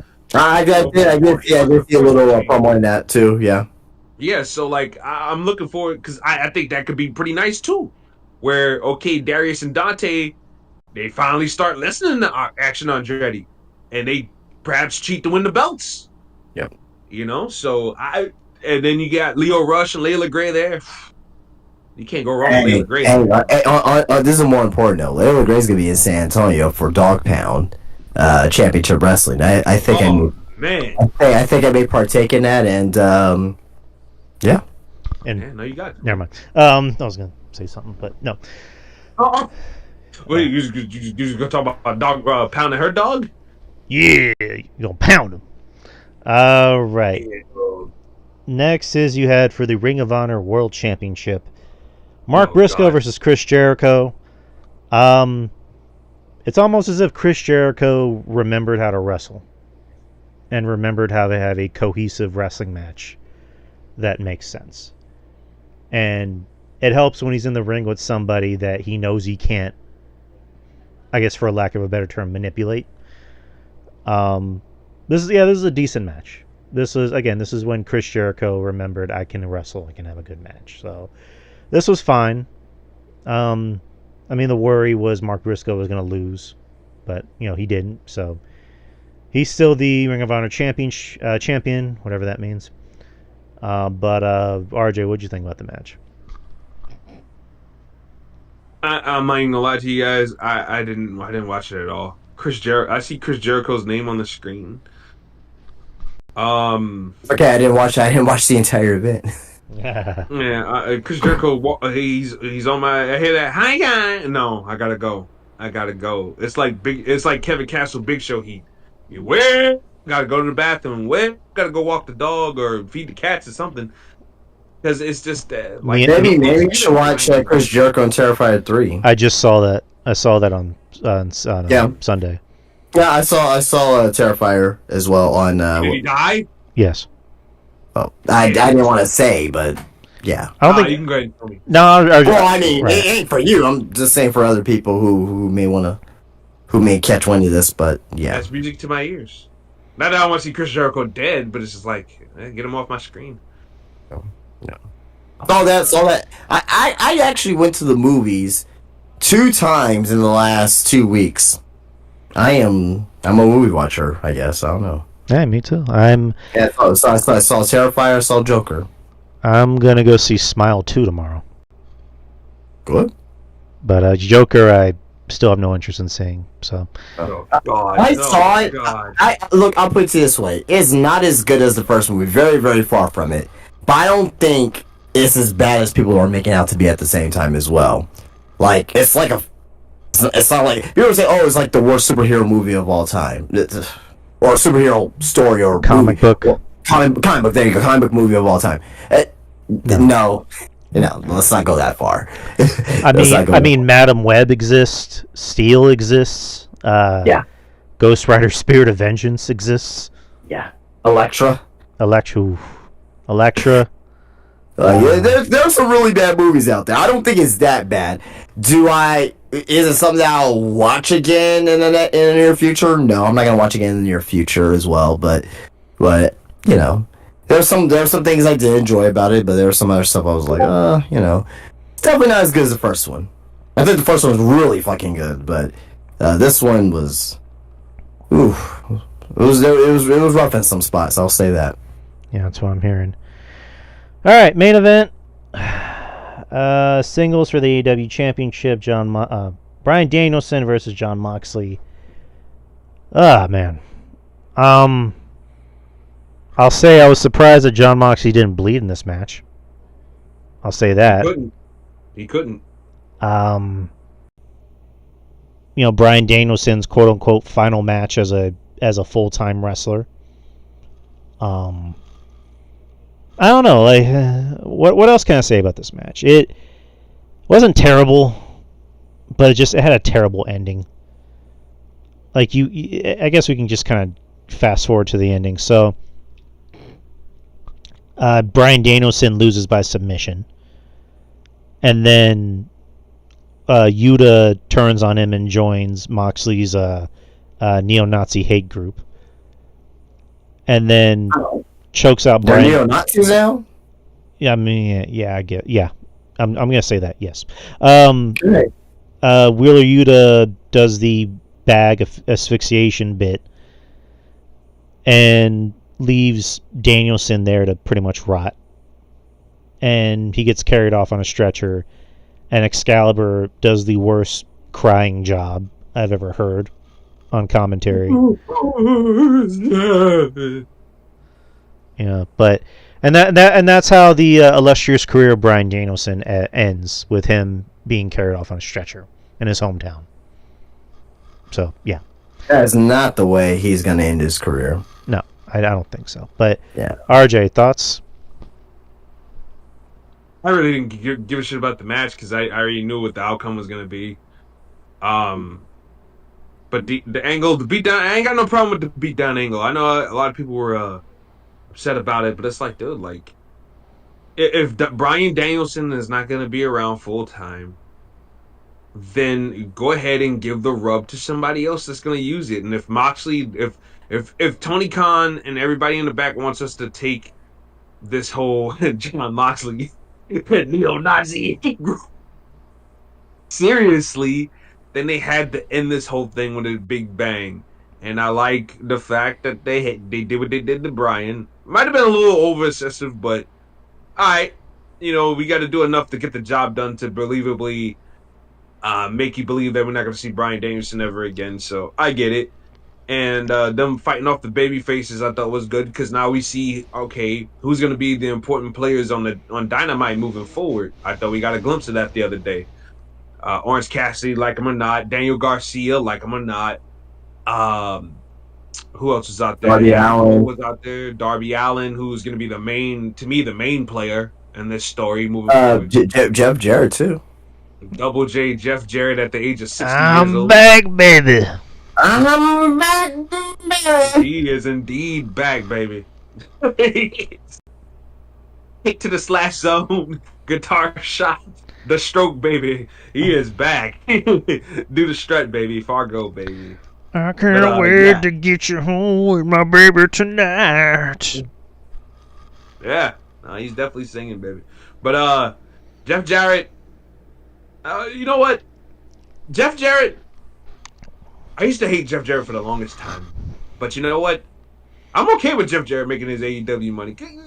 Get that Tony Khan young moolah, baby. Like Yeah. I'm good with it. Do what you gotta do, man.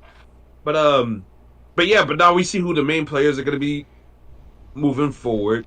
And it's gonna be DG, Darby, Adam Cole and Private Party were out there and was centered and stuff like that. So I'm cool with that too. You're trying to build baby faces, but you got to establish them and not do the whole he's gonna turn, that person's gonna turn. We got to establish these guys as what side they're gonna be on for now until you find a strong reason to turn them in the future.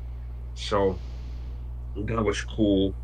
So yeah, I didn't have any problems with the ending angle whatsoever. Again, Danielson should have went out on his back, just like I felt like Sting should have went out on his back. If you ask me, not to the Bucks, but to a younger tag team that could have used the shot. But that's just me personally. Or Darby. Or Darby. I always thought that was kind of. I thought that was the direction that they were gonna go, but clearly they changed once. I think something may happen between, the time that Darby became number one contender and, whenever they took the number one contender show off Darby.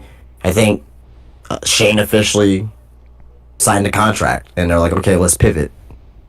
Yeah. By the way, that's my suggestion. I'm not saying that Shane McMahon is 100% for sure with AEW. It could be somebody else, right? A lot of people were upset that Shane didn't show up, but there was no news or him actually signing with AEW. It was just our anticipations, and we ended up getting upset because Shane didn't show up. So, just my opinion, I think Shane signed to AEW already, but we'll see. Yeah, I think they're probably holding him off to at least Full Gear or World's End. I think they're gonna push all the way to World's End, just kind of like last year with the Devil storyline. This is gonna go all the way to World's End, and Shane's gonna show up, and the world is gonna end for AEW. Now, at the end of the day, can it go 2 fucking months? 2.5 months? No, it cannot. But that's what Tony Khan's gonna probably do. I mean, the way the neo-Nazi group is beating down the neo-Nazi hate group is beating everybody down. There ain't gonna be nothing left. They're gonna I know. That's what I'm saying. Ain't gonna be no Rock left. They're gonna have no choice but to. Who's Moxley gonna face again? Who's Moxley gonna go up against that Full Gear? It better not be no fucking Darby Allin. I can tell you that right now. No, I think you should. Just based off the pep talk, I think Cassidy's gonna get the next shot. Who? Orange Cassidy, I think he's gonna get the next spot. Oh yeah, probably so. Probably so. If he does, Moxley wastes him at the next pay-per-view. Yeah, because of who won? Who won at all out? Well, it was Moxley, right? No, it was Cassidy. No, it was Moxley. No, Moxley won. He took the remember took the international title off of him. He beat him. Yeah, he was the guy that beat him. Yeah. So I think Moxley. I think that's the way they could go. I wouldn't waste Darby yet. Don't waste Darby yet. I'm not saying you can't beat him, because Darby is one of those baby faces that you can build sympathy for at the same time without him losing. He already beat him once. He cannot beat it. He cannot beat him again. Not now, at least. It's too soon. He can beat him with shenanigans, though. He ain't got to beat him clean, but he can beat him with shenanigans. And did Sting lose to fucking Hogan their first match out? No, he beat that's a whole nother story. But no, at the end of Starrcade, who was in? They made all the babyfaces come out. He was holding up the world title, even though there were shenanigans after that. But at the time, he technically beat Hogan. You cannot have if you're gonna make Darby Allin your Sting, you already have him lost to Moxley already. Mhm. I think it's too soon for them to get back in the ring with each other. Because if it happens, Darby's gonna lose, and that's gonna hurt him. Yeah, no, and he should beat Moxley now. I think if he beats Moxley, it has to be at maybe Revolution or something like that. If they can hold it that long. And you also have Christian with the Money in Bank, or whatever the fuck you want to call it. Oh my god, I almost forgot about that. Yeah. I forgot that he's got that shot. Yeah. Oh, damn. So. See, Yeah. that's the problem too. Yep. If you're wasting a bunch of baby faces, the only thing that's left is going to be heels, man. Yep. Somebody's going to have to turn eventually, or I mean, AEW's got no problems of doing heel versus heel, but it's just like, what are we going to root for in this situation? We got to root for somebody here. So. Yep. All right, so RJ, what were your thoughts on the pay-per-view? I thought look, AEW delivers when it comes to in-ring action and stuff like that. You're never going to be bored. It comes down to it for me personally. Do you have a personal interest in who's doing the action? I can watch moves all day long, but I have to have some type of personal investment. I wasn't personally attached to this pay-per-view. I like Takeshita winning the belt. That was really cool. Fletcher broke my heart because I do like the United Empire. Yep. They were one of my favorite factions in New Japan, besides Los Ingobernables de Japón. But that aside, I wasn't really emotionally attached to this pay-per-view, whether I loved it or hated it. Just in the middle for me, maybe 7.5 out of 10. All right. That might be generous to some people. All right. So that was Wrestle Dream. What was your rating, Drew? 7. I'll give it a 7. That's I can't give it a rating, so. Alright. From what it sounds like, that would probably be my rating too. You know, more or less 7.5. But it was just fucking long. It was really fucking long. But let's move on to the PWI Top 250 for the women. We already went through the men's list last month, I believe. Yesterday, the women's list dropped 250. It used to be 150, now it's 250. So, are we doing 25 or just 20? I think 20. I don't think we have time for 25. Okay, let's stick to 20. Should we prefacize on the first the evaluation period? Yes, let me look for that. So that way we can put this list in perspective on where everyone's at.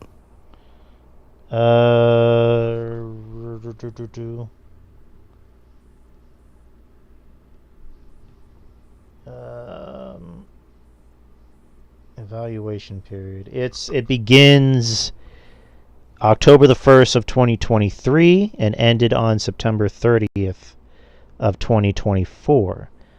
Mm-hmm. Criteria is in-ring achievement, win-loss records, championships, tournaments won, influence, visibility, and prestige within a promotion and or the industry, technical ability, variety of moves, quality of matches, and in-ring storytelling, competition, success against the most varied and highest quality of opponents, activity, minimum 10 singles, non-tag matches total, or barring this 6 such matches in separate months.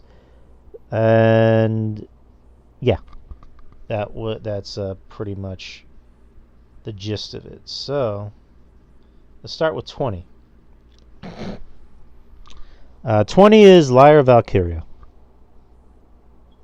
Yeah, I mean, she had a during that time frame, she was in NXT Women's Champion. Came out to the main. She was basically the Pied Piper in NXT. Yeah, came up to the main roster. Also, she feuded against Becky, right? Right. One out for Becky. So. Yeah. So I mean that gives her a big boost as well. But kind of came to the main roster. Not top 20 material on the main roster, but that's not her fault. So, yeah, I don't mind. I don't mind that position for her. Yeah, same here. Got no complaints whatsoever with that. Fine with it. I like Lara. Me Number too. number 19, Miyu Yamashita. Yamashita, yeah, she's she's great. One of the top girls over there. So yeah, one of the best in Marty Go, yeah, for sure. And those thighs are out of control, by the way. Well, Jesus Christ. Yeah, that's another one. All right. Number 18, Miyu Watanabe. Mayu Watanabe. Yeah. Definitely one of the gems of stardom, right there with Io and Kyrie. So she has a future. She has a future for sure. She's very young. I think she's like 23, 24, something like that. So, she has a future. She has a very bright future. I can definitely see WWE or AEW picking her up for sure. So, all right. Number 17, Becky Lynch. yeah, NXT champion, had a couple of good matches. Tried to do something with the belt. Had was the match with Trish factored into this time period or no? It was October of 2023, so no. yeah. Now you talking about the cage match? Yeah, the cage match. Yeah. No, Becky's had a few. The match with Nia I thought was really good. So no, Becky. I know a lot of people crack on Becky's appearance and her the gimmicks and the wacky shit that she wears, and sometimes the promos are a little over the top and silly sometimes. But Becky has not lacked in the ring at all. I thought Becky's matches have been fantastic. Even down to the stuff with Liv, trying to put Liv over as best as she could on the way out. So no, I got no problems with Becky Lynch being right there on this list at all. Yeah. I'll say this: she to me is too high. The reason why I'm saying that, because she is top 5 material, she's top 10 material, but she's been gone for almost half of the evaluation period. All right. That's all I'm saying. That's all I'm saying. I think if she was here the entire time, yeah, of course. But she's been gone almost half the evaluation period. Yeah, she's been gone for, what is it, 5 months? About 5 months, yeah. So that's my only thing. Outside of that, I agree. But just throwing that out there. Number 16, Mina Shirakawa. Well, she's number 1, so for obvious reasons. Mina Shirakawa. So that's just flat out wrong. Yeah, she's Mina, very entertaining, knows how to light up a crowd, very charismatic for a Japanese woman, even though we don't understand half what she's saying sometimes. It doesn't matter. Very entertaining, and I always liked Mina ever since started peeping stardom around. With Club Venus. Club Venus. Mariah May and Zaya Brookside. Yeah. Like, I was a fan of hers even before Club Venus. Yeah, that too. Yeah. And, like, she just always was entertaining to me. But, yeah, that definitely helped, too. And it's just like, okay, like, I know Japanese wrestlers get, like, a bad rap as if they just go and stomp and clap and just wrestle. But, nah, as women like Mina Shirakawa, Julia, you see some of these women when they come over to the States. No, they can come and do the pageantry, like... hell, even more than American wrestlers do. Yeah, I agree. And have that aura and the pageantry and all that other stuff. And Mina Shirakawa is the latest example of that. She goes out there and dances to that little knockoff Don Bronco music or whoever the fuck makes that song. And it's like, god damn it. But she fucking works that shit and just has that. She just has the whole package, man. And like I said, she's all over the place. Yeah, she's wrestling all over the place. So, yeah, no, definitely justified. Yeah, she needs to wrestle. She has a match here in San Antonio coming up. What, against you? Oh. Oh man, it's gonna be a 2-hour Iron Man match. Oh man, Hi. there you go. There you go. An Iron Man, you get it? No, I'm just kidding. He's talking about his dick. Well, all right. his We're too far there. God damn it, Justin's killing her. his cock. Yeah. Oh my god. She's been number one. She's number one in my heart. All right. But in fairness, yeah, she's fine where she's at. Very fine I where would she's even at. argue maybe even a little higher for her, man. I just think she's that entertaining and that I don't know. She moves me a lot more than a lot of women's wrestlers out there, and it ain't just because of the way she looks. She looks scrum diddly yumptious. Don't get me wrong, but I mean, my God. But nah, she's definitely valuable to a lot of other people. So Okay. Number 14, Mayu Iwatani. You skip number 15. No? Oh, wait. Number 15 is Masha Slamovich. yes, who's better be beating Jordan Grace for that belt on Saturday? Yeah. Yeah. Masha Slamovich is the real deal. She is a bad And she wrestles men too. That's the other thing. and she beats the fuck out of him. And guess what, Justin? Guess what, Drew? I don't complain. Why? Because she's just as ripped and jacked, if not more, than She's a lot of legitimate. man wrestlers nowadays. She's Hell, she can beat legit. it. Hell, y'all know I love Adam Cole, but if she walked up to Adam Cole and started whipping his ass, I ain't blinking an eye. Why? Because she looks the part. She looks like she can destroy him, and a lot of other wrestlers. I mean, I think anyone can beat Adam Cole's ass, but I get what you mean. She can hand the Young Bucks their asses too. Combo catching strays. Oh my god. And I love Adam Cole. I'm a huge Adam Cole. I'm glad he's back. I'm glad he's healthy. But, Jesus Christ, Masha Slamovich can hand him his ass, and I wouldn't even blink an eye. Hell, Masha Slamovich beats her boyfriend, Akira, the deathmatch wrestler. Well, that's another issue there. So. Yeah, she beats him up in ring and outside of the ring. So, Yeah. Good for him. All right. Number 14, Mayu Iwatani. One of the Stardom aces with Kyrie and Io. And she's really good vet. He had a great match with Io at the one of the Mario Gold shows when Io went over there for the Mario Gold show over. I think it was over for July weekend, and when you had AJ Styles versus Marufuji as well that same weekend. And that was a damn good weekend because you had Julia versus Sarai, the former Sarai. Then you had Mayu Itami and Io Sky. That was another great match. And you had Marufuji versus AJ Styles. They were all in fucking Japan. Just Just whooping ass. Iwatani, I see a lot of promise in her. I don't know, she's getting older now. I don't know if she'll come over to the United States at this point. I see her as like Mario's John Cena or Roman Reigns. Like I just see her over there. You know what I mean? Just putting on great matches and just staying over there.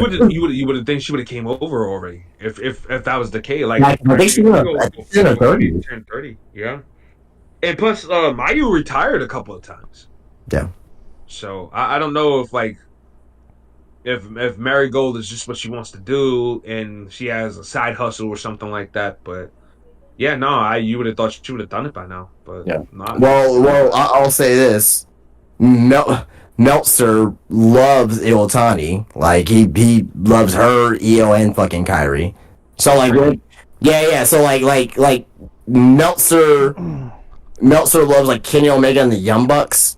Mm-hmm. Like as far as like the men is concerned, and Meltzer loves Io, Kyrie, and Iwatani. So that should tell you the type of talent that she has. And look, I make fun of Dave Meltzer all the time, but I actually agree.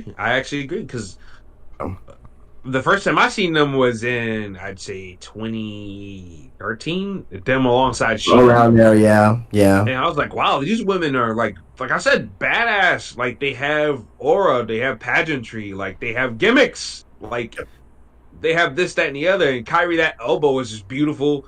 Io, the way she flies with grace is beautiful. The moonsault is great. Yeah, like so I'm like, wow, these women are really good. And I remember even Meltzer just wilding out and back then. And then just like, but I get it in this case. Bucks, not so much. Kenny, I can get it to a certain degree, but these women, yeah, no, they're really good. They're really good at what they do, man. So no, I got no problems with Mayo being up. So All right. Number 13, Io Sky. no Yeah. problems with this either. Oh man, I don't know. I think. Oh man. Was a women's champion. I think she needs to be a little bit higher, in my opinion. I got to hear the rest. I got to hear the rest of the list, but I think she should be. I think she should be cracking top 10. Yeah, I think so too. I got to see who's above her, but yeah, no, definitely because she was the women's champion. Feuded with Bailey, you know. Went to Japan and fought Iotani. Yeah, and her and Bianca Belair. I mean, just recently, just had probably the greatest women's match in WWE television all year. Yeah. So I mean, she is phenomenal, man. Io Sky never phones it in. No.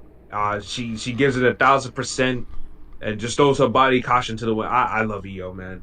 That's why I was getting a little sad when Vince was like, I don't want to see it. I'm like, dude, like, come on, man. How do you not see it? Yeah. Yeah. How do you not see it? A flying Japanese woman who willingly would go balls to the wall, man, for you in the company, dude. Like, how do you not see it? Just crazy, but. No, yeah, I got to see who's above Io because I do think she deserves to be a little bit higher than this.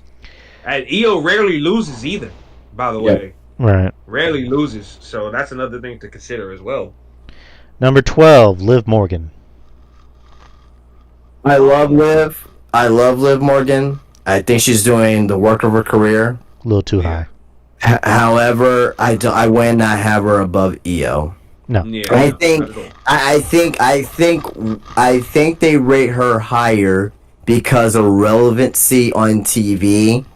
Yeah. And obviously the importance of what she's doing as far as storylines is concerned and character work is more important than Io.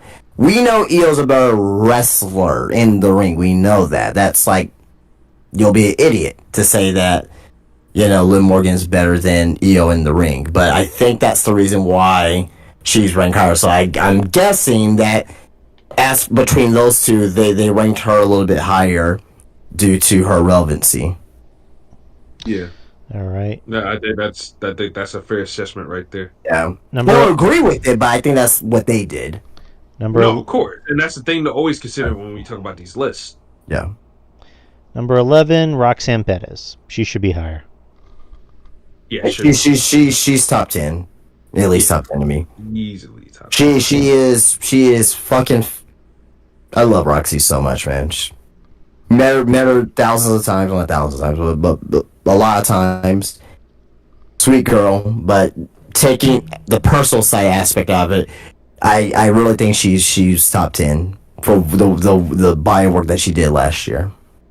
So last year, even going into this year, you know, just trying to really fine tune this thing as a heel and just giving a lot of those girls down there the best matches of their careers.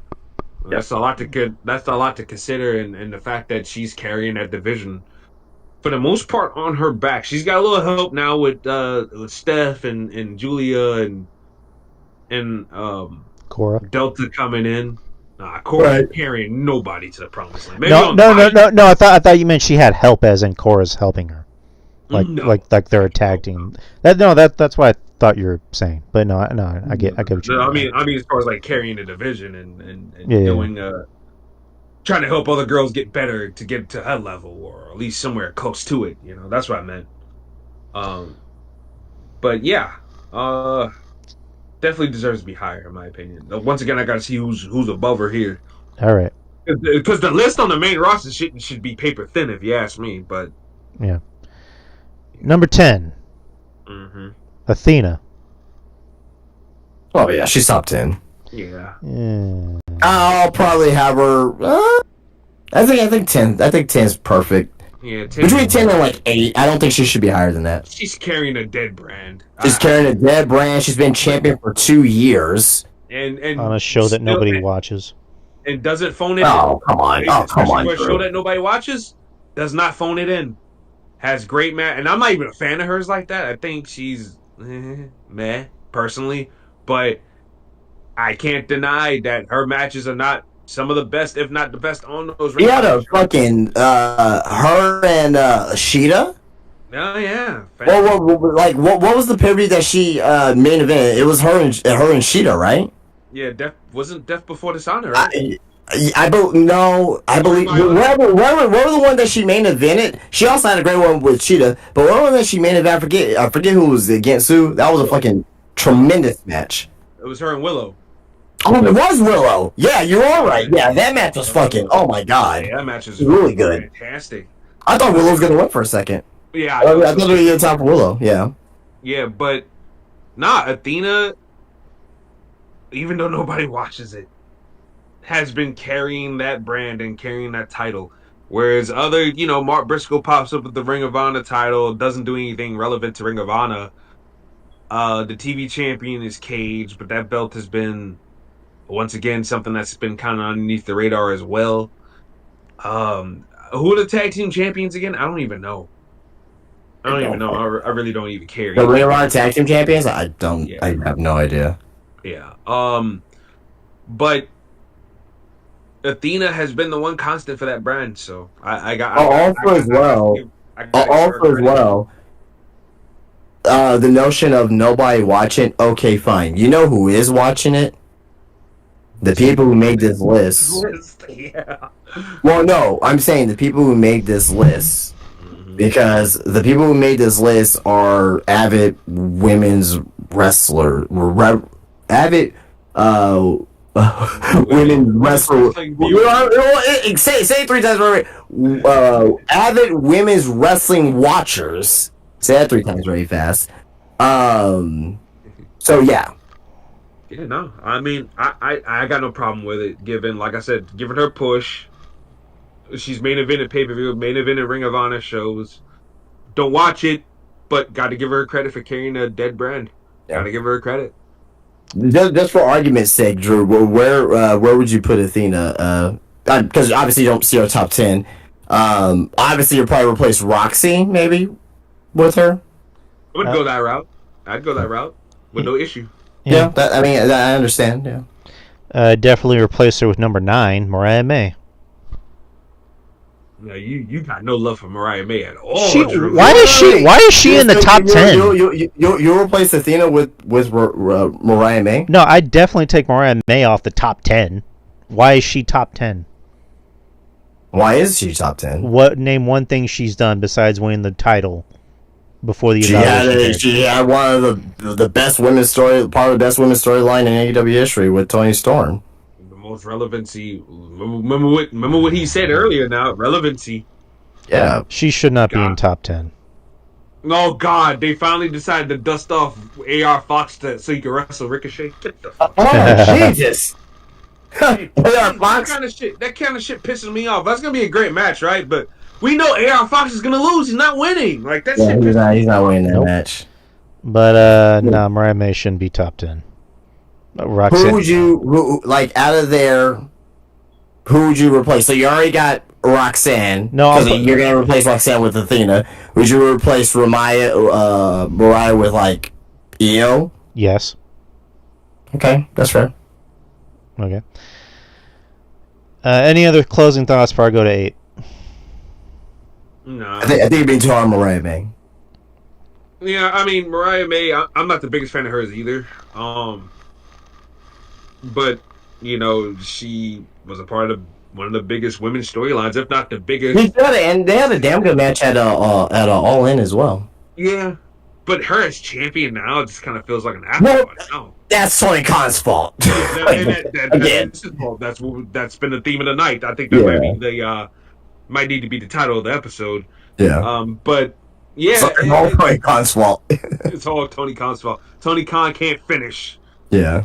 He can't stick the land some shit. But I just she was in something, a top women's program, and I think that's where a lot of it comes from, where she performed and played her part well, and I think she's reaping the benefits from that as far as her placement on this list goes.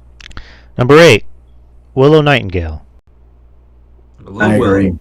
One of the biggest, the best women's babyface wrestler in I would go boldly to say an All America. She's just very bubbly, very happy. Can cut a good serious promo when she needs to be. So it's not. She has been having Always. tremendous match. I will argue to say that she's the best women's wrestler. Maybe the best. I'll put it to you this way: she's one of the best wrestlers in the world right now. Oh yeah, She no, is I definitely agree. fantastic. I've never seen Willow Nightingale have a bad match. And now I will say this: I'll probably put her a little bit low. I'll probably still have her top 10, but that's probably where I will have Roxy. I'll probably have Roxy. Yeah, I'll probably have Roxy around number 8, and probably have Willow around like number.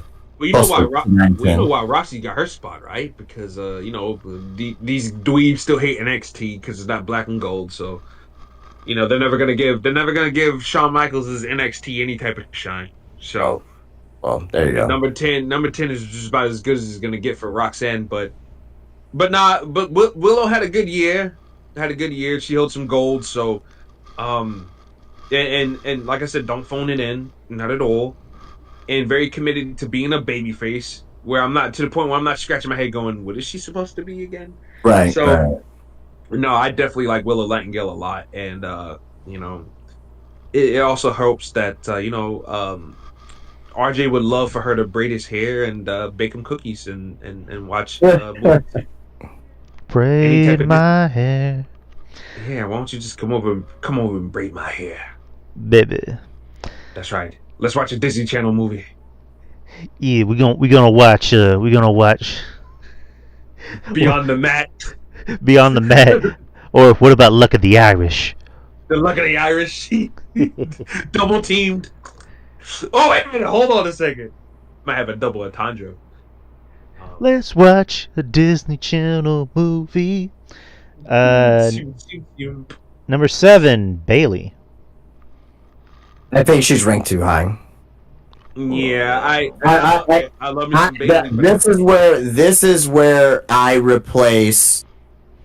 I swap Bailey and Roxanne. I think Bailey is a little bit outside the top 10. I think Roxanne needs to be in that top 10, and those are the two I'm swapping as of right now. Yeah, because when you look at their body of work, right, Roxanne's been more consistent than Bailey. Right. Once again, not Bailey's fault. It just felt like, okay, Bailey won the Rumble, turned babyface, won the title at Mania. Nice, but the follow-up was not good. Very lackluster, very mediocre. And it's just, I don't know, man. I love me some Bailey. Y'all know I love Bailey. You can't go wrong with pans with the yams, but it's just like, it hasn't been looking promising lately, bro. I agree with Dustin. I agree. She peaked at Mania, and this is coming from someone who loves Bailey.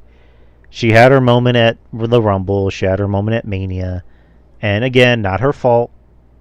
Well, maybe.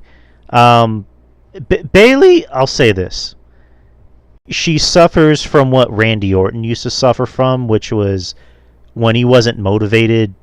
You can tell. Bailey, ever since she won that title, it felt like she wasn't really motivated anymore. And this is coming from someone who loves Bailey. And it pains me to say it. So, I do agree with Justin. She might be ranked a little too high. I would gladly swap her with Roxanne because Roxanne has been more consistent in her reign. But, yeah. Number 6, Saray. Ever since she left WWE, she's been the best Japanese women's wrestler in the world. Yeah, she's been tremendous. Oh, she is over there from whipping ass. She's Mario's 8th right now. Like she's doing fantastic work. Yeah, she is, and even the failed promotion that they tried this. What was it, Sock Bay or whatever the fuck? Yeah, I tried to watch a couple of those shows. And the matches she was having, she had a little bit of a different gimmick where she was doing the braids like Julia for whatever reason. Yeah. I don't know if you remember that, Justin, but yeah, she was doing that look for a good bit there. Yeah. And it was weird, but she was having great matches there too and did not phone it in over there. So yeah. Yeah. She had a really good match with Julia too. As one of Julia's last matches before she came over to WWE. Yeah. And still mad that it really didn't work out for her in WWE like it was supposed to. But Right. she's riding this great wave of momentum right now, and it's definitely really good to see. Number 5, Stephanie Vakor. Oh yes, ma'am. Yes, ma'am. Let me tell you something. She is man, she's fantastic. And let me tell you something. I'm not even gonna sit here and pretend like I was some longtime fan of hers. Like I've heard her name because I do watch a little CMLL. I'm a CMLL guy over AAA. Yeah. I just think Hey, CMLL has except for Triple Mania, because I gotta watch that bollocks, man. That shit, no. that shit sucks, but it's so fun to watch. Yeah, I know it's a great clusterfuck to watch. It really is. I'm more of a CMLL guy because I just think that wrestling is a whole lot more better and just more well constructed, in my opinion. So They don't have 65-year-olds just randomly out there. Having blood fuse in the main event, like no, they're not doing any of that shit. But now Stephanie's name has been on, been around for a while now, and you've heard her name, you see her and stuff like that, and you're like, oh, okay, she's cool.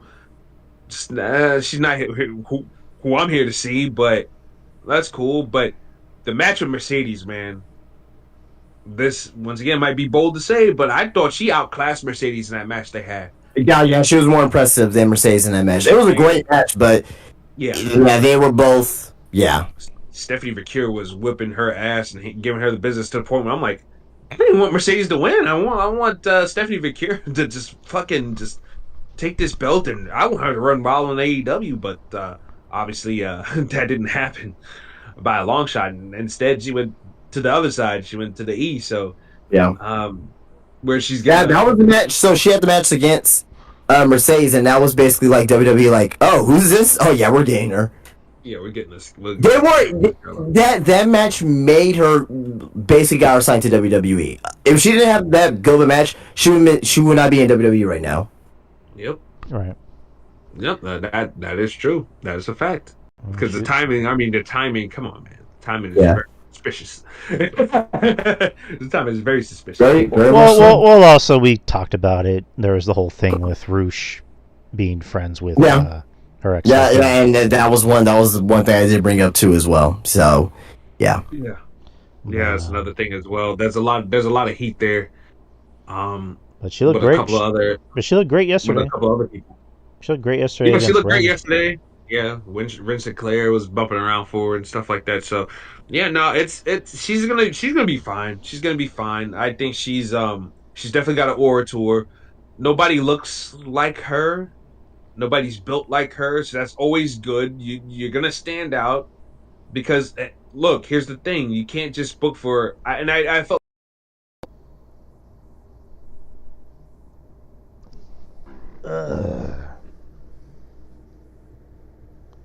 The hell just happened?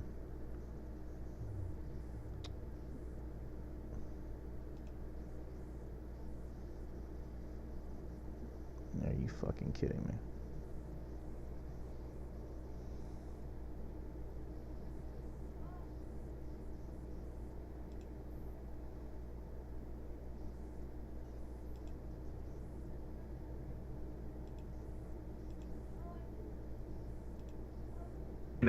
And she definitely helps with that a whole lot with how stand out as she looks and everything like that. So, and it helps that she can wrestle and she has a badass aura to her. Like her fits outside the ring is badass. She be walking to the ring with the fucking button up shirt and fucking jeans and shit and the boots ready to fucking fight.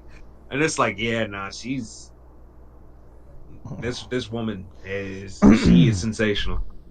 She is sensational. So, Nice. yeah, no, definitely deserved. And all the championships that she won even before, coming to NXT and stuff like that. I mean, look at her resume, man. You can't argue with that. She's been all over the place. Agreed. So definitely well deserved. Love Steph. All right. Can y'all hear me? Ah, shit. Hold on. Drew? Hello. Yari. God. Hold on. Drew just died over there. Oh, God. Fuck. Are you on mute? Oh, his he got kicked out. That happened to me too, where I got kicked out. Hello, So not a hello, big hello. deal. Not a big deal. What I'm the sure Joe will be back here in a fuck? second. Are you kidding me? Kicked out of Hello. his own show. Well, yeah, well, it's Discord. You know, Discord is Sports jumping and bumping, huh? yeah. Hello. Well, Discord ain't the best either. So you know, this Discord likes Hello. to be a little bitch sometimes. You know, but Yeah, no yeah. joke. Hello. They All have to right. say Well, that. I will. Well, I got the list up here, and we'll move on until Drew gets back. Number 4, So I don't know. I think it's Micah. I think that's how you pronounce it. Micah. It's not Mike Hay. Yo. So Micah. That's the girl from Stardom, From right? Stardom. Yeah. I'll be honest. I don't know much about her. Me neither. I've seen some clips. She's very young, and she can Yo. wrestle pretty well. So you know how they start you off over there in Stardom, where you can fucking Yo. go in the ring Hello. like it's nobody's business. Yeah, hello. All right. Am I back? Yeah. Okay. Yeah. Good. I don't know what the fuck happened. Yeah. Long story short, RJ was talking. All of a sudden, the sound went off, and I fixed something, and I obviously fucked up something on my end. But I'm back. No That's all that worries. matters. No Where are we at? Number 4. Micah. Micah. No idea who that is. Yeah. But I will say this about Micah though. From just little clips I've seen, I like her and Hanako's Nice. chemistry.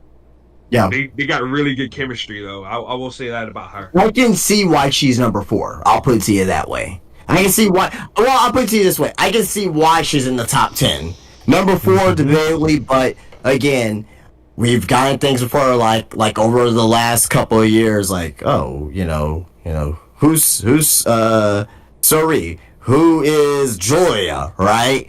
Questions came up about that last year. Now people love these women, right? So it's like who's Stephanie Vecchio, who's Mayu Itai. So again, you may not know her now, but they're ranked this high. They're ranked this high for a reason, and I think we're gonna be hearing more about them in the future. So she's number 4. We'll see. We'll see if, because she's very young too. I can see AEW. I can see WWE getting a hold of her, because they like to get these talents from overseas when they're young to mold them. So yeah. Yeah, man. Right. I can definitely see Io and Kyrie doing some recruiting for them, because you would Absolutely. like to think that their careers are probably. I'm not saying they're retiring tomorrow, but as their careers are starting to wind down, you'd like to think that they would maybe start. WWE might use them as a liaison to try to maybe flirt with other talent to bring them over. But yeah, I definitely see why. Number 3. Rhea Ripley. I mean, there's no doubt about that. She's definitely top book 3. woman. Yeah, top booked woman in WWE. That's why I was like, Most over woman in the world. that's why I wasn't even like, when it comes to WWE's women, like nobody in WWE really has this big time booking, to the point where they're over, they win a lot of matches and have that visibility. It just seems like it's Rhea, Bailey, and that's pretty much it. Because Becky's been gone, Liv's just been stepping it up the last couple of months. Nia Jax won the Queen of the Ring, so like it's just, and they're to a lower tier. So like, if to me, if this list was filled with girls from Stardom, I wouldn't even bat an eye. To be honest with you, I'm not mad at this one. Like I was a little tight with the men's list, so. Yeah. But no, I definitely agree with Rhea Ripley at 3.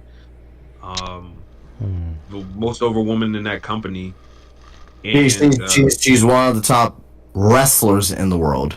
yeah, and you can probably even say that maybe she even killed her division, because Oh no. that's why I'm not in a rush for her to get the belt back. By the way, Yeah. because this is like, yeah, she's above the division, man. You kind of hate saying that, but Rhea Ripley to me doesn't need to be women's champion for the foreseeable future. But yeah, nah, she's got aura, she's got presence. Whether you think she's a poser or not, because a lot of people like Rhea Ripley's opposing this, that, and the other, blah blah blah blah. But Rhea Ripley has aura and she has presence and she can really good wrestler. Charlotte had probably one of the best physical women's matches I've ever seen in American television in a long time up until that point. So she's got it. She's got it and deserves to be top 3. I meant to see who's number 2. I know who number 1 is, and I agree with that wholeheartly.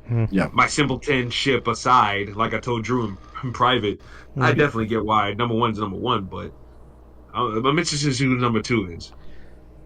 Jordynne Grace. Oh! Yeah. I mean, she's... You got it. Yates! I don't. I'll say this. Top 5, not number 2. So make an argument on why she's not top, why she doesn't deserve to be in top 2. Just again, that's Drew's argument. That's my argument. No, again, I like Jordynne Grace. I've done a 180 on her. I think she's great, but it's just like, it's like the Athena thing, except I think maybe more people watch TNA than they do AEW Ring of Honor. And she pretty much is the division, the women's division in TNA, but that creates a problem of if you take that title off of her, or better yet, if she leaves, what else do you have in that division? What does that got to do with her being the talent that she is? With Rhea Ripley, I'm trying to explain. With Rhea Ripley, yeah, Rhea Ripley is the women's division, but the women's division has other compelling and talented women that can carry that flagship. So so you got Liv Morgan, then who else on Raw? That can carry up to the status of a Rhea Ripley. Is Bianca on Raw? No, she's technically SmackDown. Okay. Yeah, that's why there should probably be one women's champion, but in WWE. But I digress. I don't know. I would rank Rhea over Jordynne. That's just my opinion. Rhea was injured a lot during the evaluation period. And I think Jordynne's visibility on NXT helped her case. I'm gonna say this. Jordynne Grace, TNA Women's Champion, Royal Rumble. You forgot about that. Mm-hmm. I know it's been a while. Royal Rumble.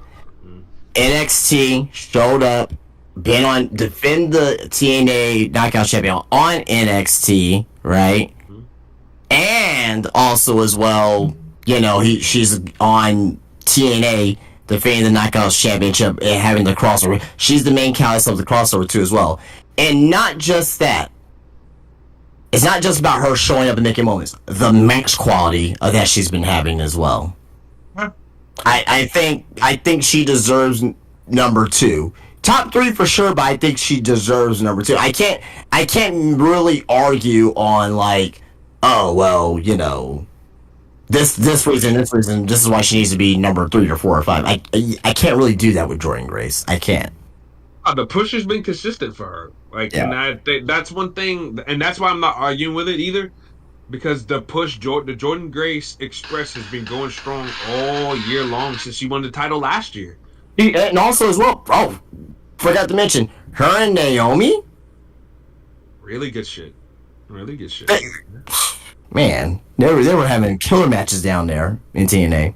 Well, and in January she's gonna be gone anyway. She's definitely going to WWE, and I think she's gonna bypass the main roster. I mean NXT. Oh yeah. Yeah. I don't think she needs to be on NXT in my opinion. I need to cut a promo. When she cuts a promo, I'm shocked. Well, yeah, that's another thing too. Yeah. Wait a minute, hold on, Rocky. Why she talking like that? It's not steroids. Oh my god. Yeah. Because my mom's like me. She just picks out the little smallest things. Like she asked me a couple months ago. She said, "Is the general manager of SmackDown a wrestler? He has to be. His arms are way too big to be in that suit first and foremost, and to just be a general manager." I was like, "Yeah, ma." He wrestled in TNA. Remember, he was Magnus, and she was like, "Oh, okay," and like, yeah, yeah. So, yeah, but yeah, I could definitely see Jordan Grace definitely being in WWE next year when her contract is up. But nah, to me, no. Number two is right for her. It's right for her. Not like I said, not even the biggest fan of hers or anything like that. But just looking at the credentials, looking at what she's done, the body of work. Granted, When I saw her during the evaluation period too as well, I saw her here in San Antonio at a Brand Outlaw show. So exactly, and she's and not complacent either. She will make the small events and stuff like that, and will do what she needs to do in order to build up a wrestling resume. So I can't bat an eye at Jordan Grace whatsoever. I just need her to stop lying, quit lying to me. That's all. That's all I need Jordan to stop doing. But Wait, that I agree with. Wait, what is she lying about? you know damn well what you're lying. You know what she lying about. No, tell me. I want to hear. I want to hear it from your lips. You want to hear it from my lips? Yeah. Do I gotta say it? Quit lying to me about taking steroids. Come on, that's just I know. protein. I know you lying to me, Jordan. Just Yeah. quit lying to me. You and Gresham both, all of a sudden, these great physiques. These great carved out of stone physiques. Yeah, Gresham, It's- all 5'4" of him. Oh my god. Good god. I thought I saw Jonathan Gresham at my store the other day. There was this guy on the remodeling team. He was walking around with his pants like hanging off his ankles. Like literally like his pants was like literally down to his ankles. And I was like, kid, the store's closed. And he turned around and looked at me. He had a bald head, right? Turned around and looked at me. He goes, I'm a part of the remodeling team. And I look at him. He's got like a mustache, like facial hair, like Jonathan Gresham. I'm like, the fuck?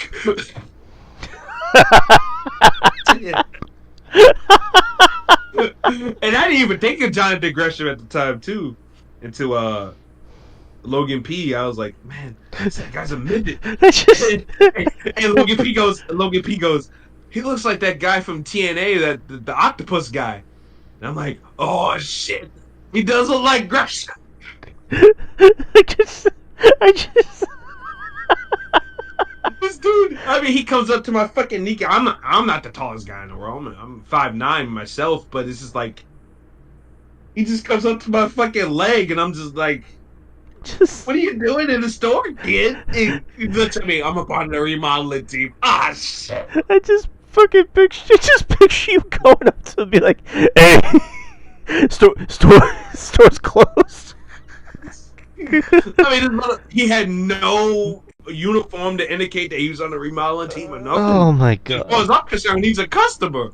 But I thought he was a kid until he, like I say, he turned around, he dropped his hood, because he had hood on his head, and a bald head and fucking goatee, the full fucking, not goatee, but the full fucking strap like Gresham had. And I'm just like, what the fuck? I'm like, oh shit. I was like, wow, okay. Okay, this is the first little person I've seen in person in quite some time. All right. It threw me for a loop. All right. But all right. Number one is Tony Storm, when we kind of already knew that. Yep. Yeah. Best book. Makes I mean, sense. consistent storyline all year long. The Very entertaining. change alone, just tremendous. Yeah, and the in-ring skill has always been there with Tony. That's never been a problem whatsoever. It's just that I think the rocker gimmick wasn't working anymore. And I think with her tapping into this, she's found a way to make it entertaining. Well, it has layers too, because she's like using like certain mannerisms and things from certain movies back from like the 40s and 50s, and and using like certain lines from like certain movies and certain storyline elements from certain movies. So like kind of like I think it was like all about Eve when she left after she lost the title, and she left Wembley Stadium kind of like flailing and stuff. That was kind of like the end of All About Eve. Like just those little things,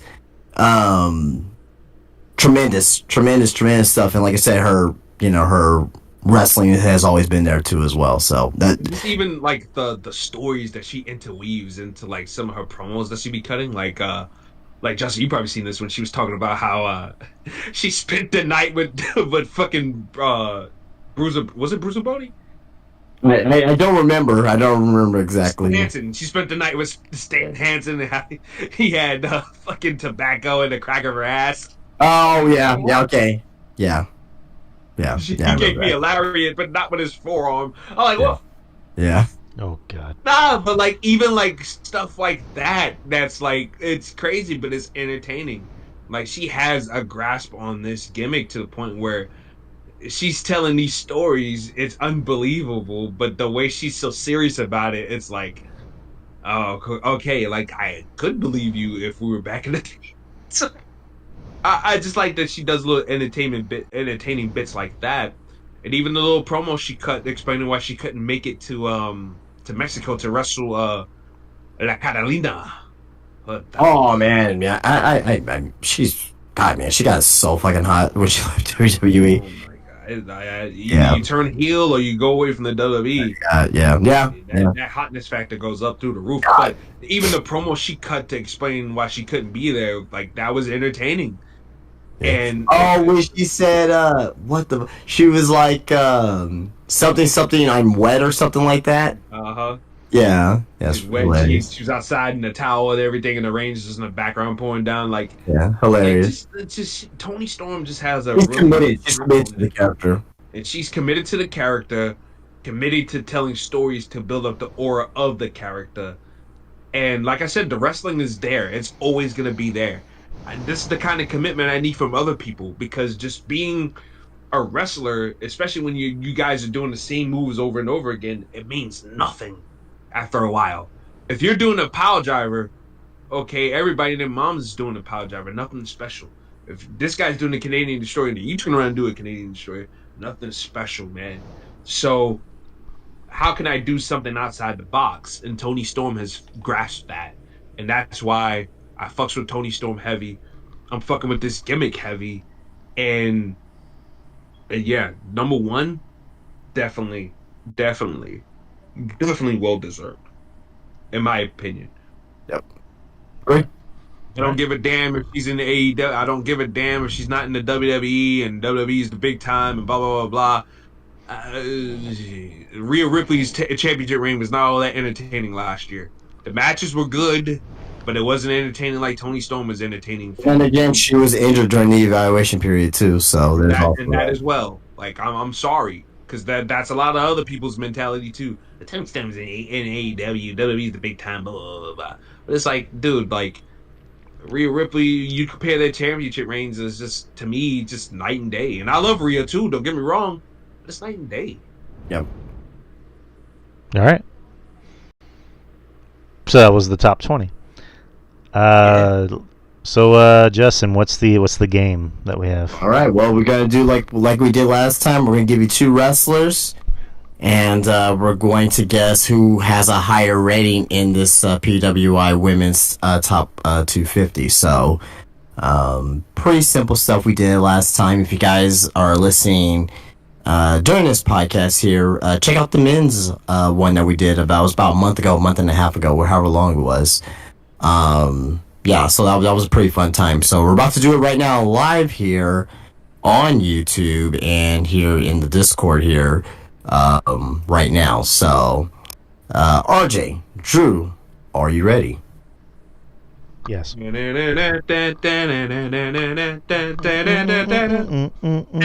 Y'all ready for this? Don't. Anyways, go ahead. So let's start it. All right, first two names here is Kalani Jordan and Julia Hart. Who's ranked higher? Julia Hart's ranked higher. Lonnie. Julia Hart's ranked higher. No, 26 for Julia Hart, 29 for Kalani Jordan. I think that's Kalani Jordan's second time on the list. She's at 29. She's gonna be up there this year, I think. Surprising because Julia Hart has been injured for the most part. I mean, don't get me wrong, she's improved. Yeah. Like Yeah. Brody King, Brody King was even talking about taking her underneath his wing and stuff like that. Like He was he there helped. for a little bit. Yeah, and she was pushed, but she got hurt. When did she get hurt? The end of last year? So that one kind Yeah, of I think it was a little. I think it was a little bit in 2024. I think it was maybe like February or something like that. March. Okay, and Kalani Jordan has been, and I'm not the biggest Kalani Jordan fan like that, but Kalani Jordan has been on NXT on a semi-regular basis, and is the first ever North American Women's Champion. Even though I'm not the biggest fan of that either, but yeah, like she's on a prominent spot on NXT, so I just don't get it. Yep.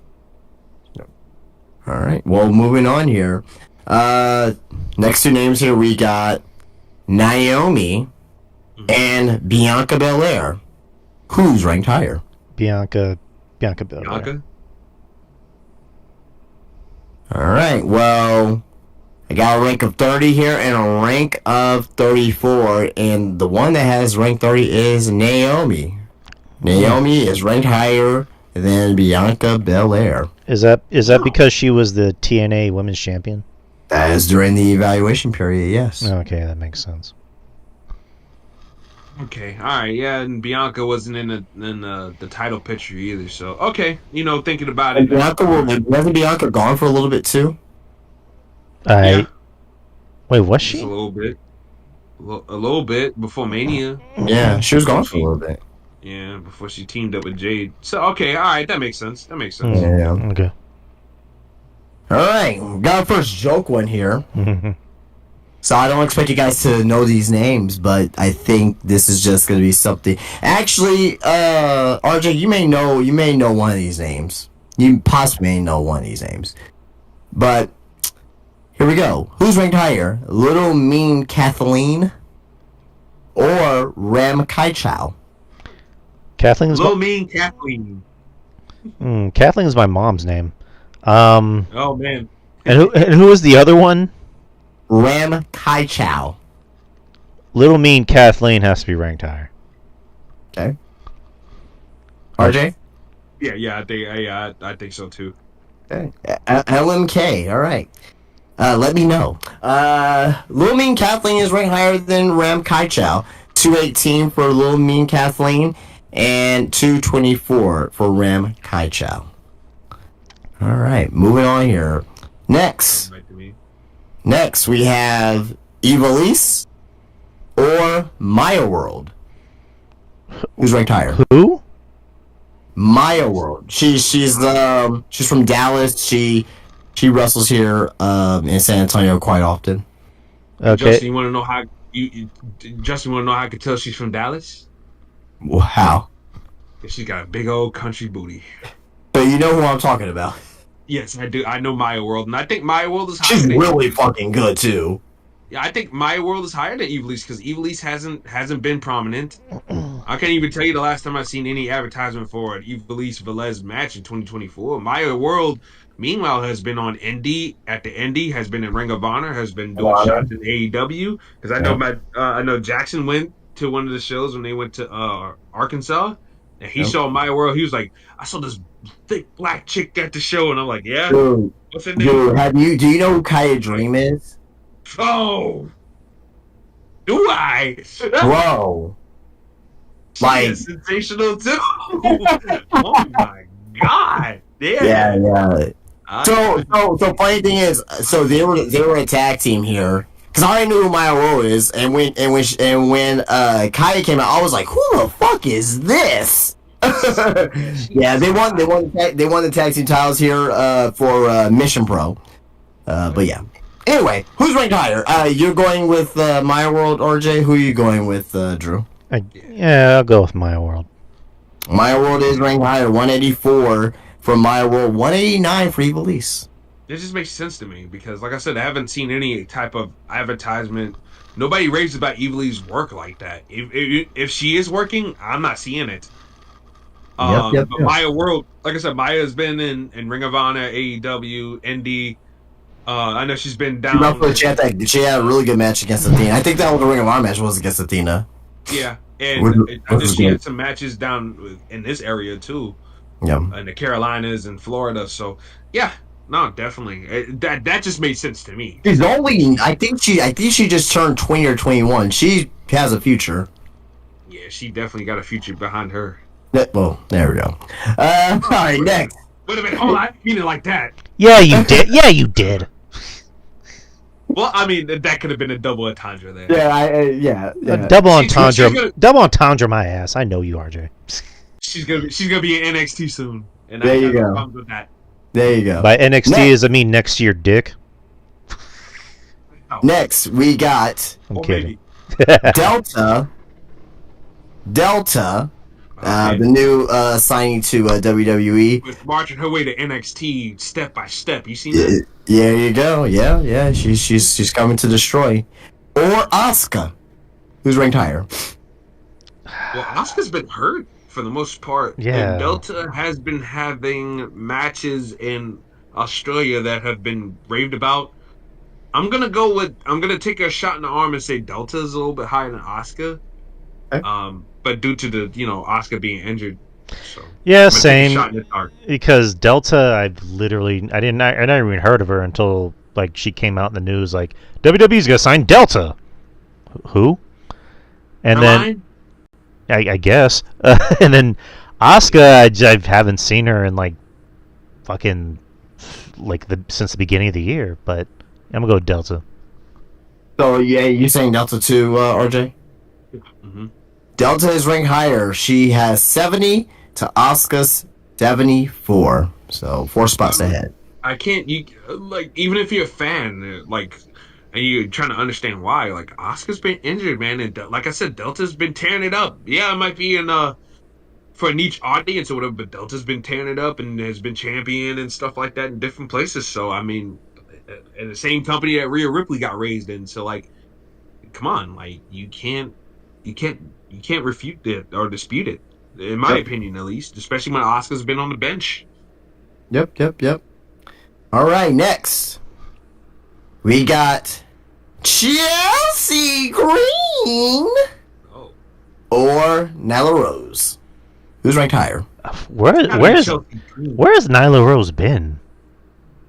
That's what I'm saying. Like Chelsea Green should definitely be higher because Nyla Rose to me shows up sporadically in AEW to begin with anyway. So like that. I think she's been making appearances in Ring of Honor, but outside that, I don't know. I know she had a feud with Athena.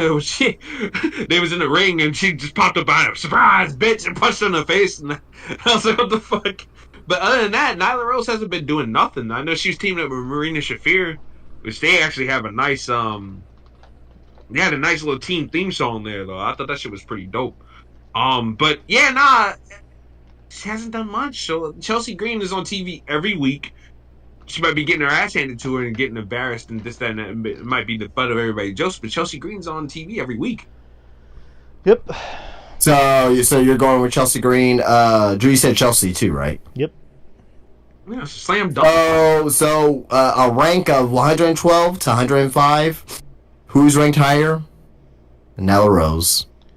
And I vehemently disagree with this. I think Chelsea should be ranked in the top 70 What the? for sure. Yeah, like what the fuck? Yeah. I don't agree with this whatsoever. She hasn't been injured during this evaluation period. She was tag team champion at one yeah. This is a huge miss for me on this list. No, definitely. And like I said, Nyla Rose is not even on the main program. Yeah, She only had one program with Athena. Like one program with Athena and sporadically shows up on AEW. Like I don't get it. right. I don't get it. All right. Well, moving on. Who's ranked higher? I think it's how you say it. Alice Inc. or Session Moth Martina. Martina. Martina. I don't even know who the other girl is, to be honest with you. And I try to stay in tune with a lot Alice of the. Inc. Yeah, I gotta go with Martina. Martina just had a heel turn not too long ago too. Yeah. So she's doing some character work and stuff like that. So yeah, I gotta go with Martina. I'd be surprised if that. Like I said, I haven't even heard of the other girl. No. All right, Martina. Martina Navratilova. Martina is ranked higher, just by one position though. Martina is ranked 87. Alice Inc. is 88. All right, moving on. Got a few more left here.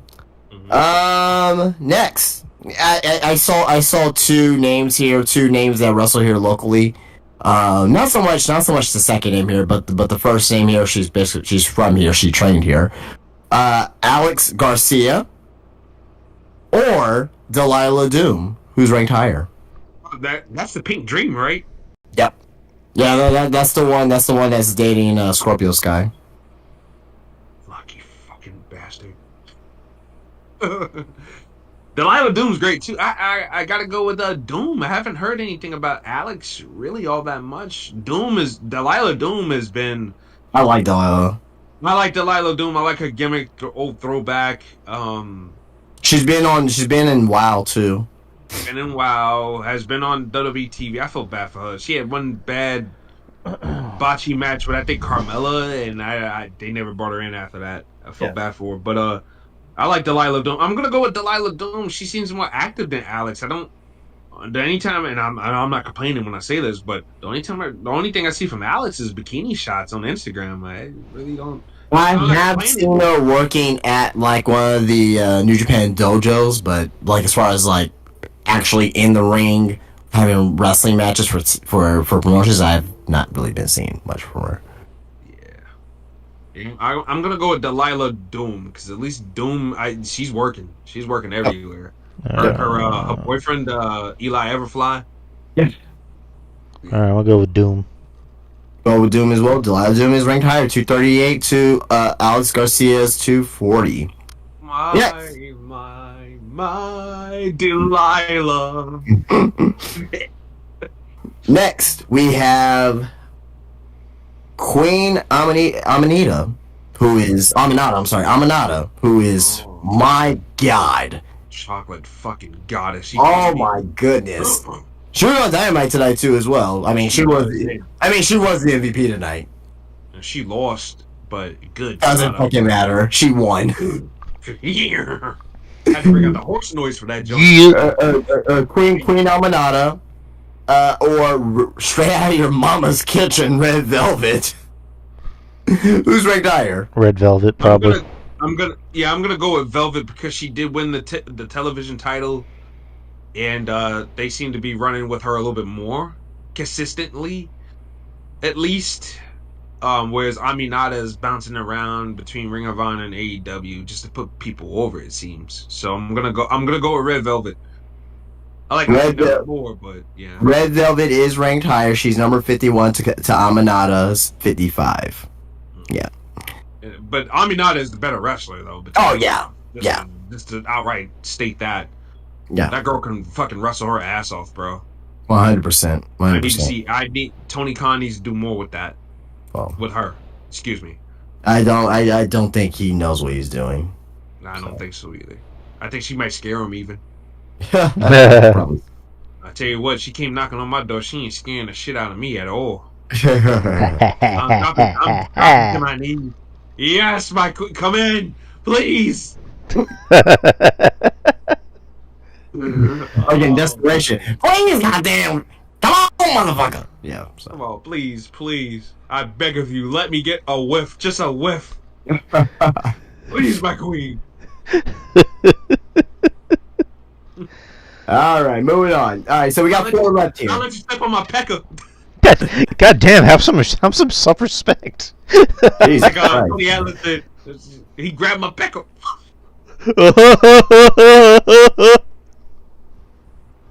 Oh God! But go ahead, Justin.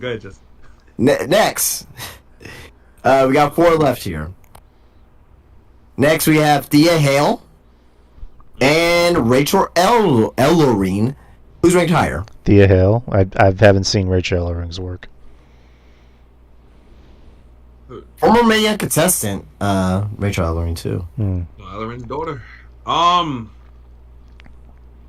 Thea Hale lose a lot of matches. Even though me myself personally, I would put Thea Hale over Rachel Ellering because of the fact that she's always involved in the storyline. But Thea Hale doesn't wrestle all that much, and when she does, she loses. Rachel Ellering is always on Ring of Honor doing this thing. I'm gonna take a stab in the dark and say Rachel Ellering's over Thea Hale. I'm gonna change my mind to Rachel Ellering just based off what RJ said. Rachel Ellering. Well, Drew, you should not listen to everyone because Thea Hale's ranked higher. Thea Hale is 194 to Rachel Ellery's 199. They're only 5 spots apart. I am shocked because of the fact that people, like I said, people still hate Shawn Michaels as NXT, Right. and Rachel Ellering is pretty much a mainstay on Ring of Honor, and is getting more consistent reps on that show than Thea Hale gets. So Right. that's why that factored into my thinking, because Thea Hale is mostly in storyline stuff. She doesn't wrestle that much. Right. So, Well, yep, Thea Hale's ranked higher. So, moving on, we left here. I guess that's what I get for overthinking that one, huh? Yeah, no, it's okay. It happens. It happens. 3 left here. Who's ranked higher? Luvia. She has 2 L's in her name. Is Luvia. So Luvia. I don't know how you actually pronounce it, but I hope I didn't totally butcher it. Or Flamer. What the fuck? Oh, Flamer, the lady with the big ass. Actually, technically, I think it's Flammer because it has 2 M's in it, so maybe Flammer.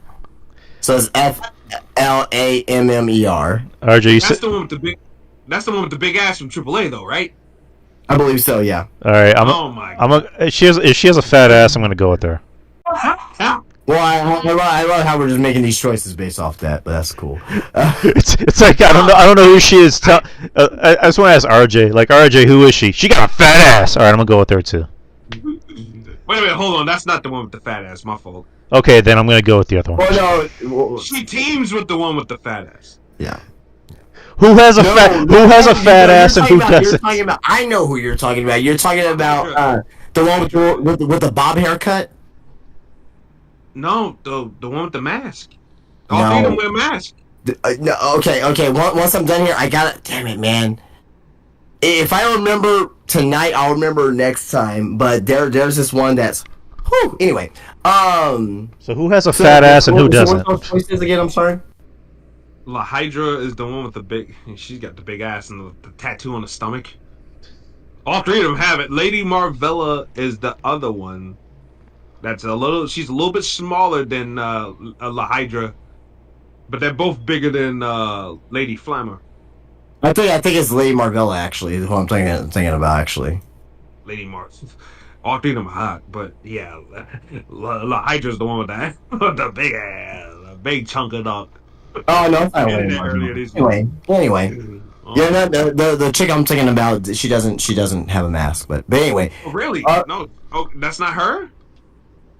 No. Okay. So anyway, that's the list because we're getting close on time here. Luvia, or Flamer. I'll go with her. Lavia. Yeah, we gotta go with that because I don't even. Yeah. All right, so Luvia is ranked 117 to Flammer's 119. So Luvia wins on this one. So, all right, we got 2 left here. Mm-hmm. Next we have Starlight Kid or Soruka. Soruka. Yeah, I love Starlight Kid. Me too. I had never seen her face, but I know she's hot. Yeah, you can tell. Right. She carries herself and shit. Yeah, pretty much. I like Starlight Kid, LSK, but Ooh, that's her. Oh, I'm sorry. I'm gonna go with Soruka because of the visibility and stuff like that. Okay. And you said Soruka, right? Yep. All right. Ranked 106 to rank 107. Only one spot apart. It goes to Starlight Kid. Starlight Kid is ranked higher than Soruka. Remember, guys, Soruka was injured most of the evaluation. But she's hot. Oh yeah. She is that indeed. But yeah, Starlight Kid. I don't know. Has Starlight Kid been really tearing it up? And she's on. She dropped off. It seems like 2 years ago. She was probably like top 25 material, right? It seemed like when she got kicked out of Audio Tai, like I haven't been hearing much about it. Yeah. Well, I don't know. Audio Tai. And now I don't know. I know they disbanded in July, but it's just like. Yeah. All right, I got the last one here. Very last one here. We got our last. Who's ranked higher? Sky Blue or Ash Momo Watanabe. by Elegance? Sky Blue. Sky Blue. Ash by Elegance. Are you kidding me? Like, she's improved, but I think Sky Blue has been more visible in this and that. I know she's been injured with the last how long she been injured for the last 3 months? Yeah. Yeah, I'm gonna take a stab in the dark and say Sky Blue, just because she's done more. She's greatly evolved with her character from being the bubbly girl with the short booty shorts to dark goth hot chick number 2 behind Julia Hart or whatever. With the short booty shorts. With the short booty. Oh my. Yeah. All right. Well, I was like, go ahead. Go ahead, Drew. No, I said Sky Blue. Oh, okay. So our final one tonight. And my thing just shut down as I was. Let me get back to it. Okay. Our final. Who's ranked higher for the year? It is Ash by Elegance, 45. Sky Blue, 54. So Ash by Elegance is ranked higher than Sky Blue, which I don't agree with. That's I don't agree with that. fucking weird. I think they're going to this guy in. That's it.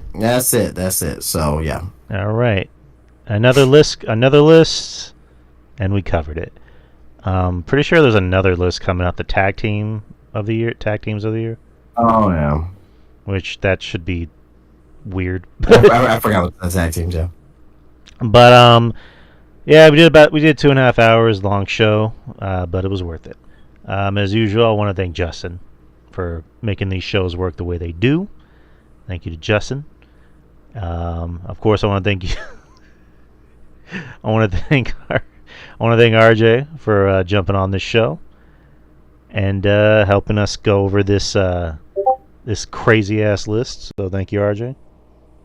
Yeah, no problem. Not a problem. Pleasure's all mine. And you know where to find the show. The show is live every Wednesday at 9 p.m. Central Time on YouTube. We're live now. It's also on the Wrestling Soup Discord. You can also hear the show on Spreaker, iTunes, and Spotify. And just head over to the YouTube channel and just subscribe. Hit the like button, leave a comment, share, do all that jazz. And DY Experience, Twitter, X. That's where you find me. And also on Instagram. Justin, talk about Spinebuster Tees. Guys, want to find me, Spinebuster Tees, spinebustertees.com. Get yourself a t-shirt. Plenty of designs for you available on spinebustertees.com to get shipped out to you in the lower 48 of the United States. You can also visit me on Spinebuster Tees on Instagram, where I'm always posting new stuff. I'm getting a lot of new stuff coming into my shop. T-shirts. I got a lot of DVDs today that I'm going to be posting probably tomorrow or maybe the next day of all the DVDs I've gotten.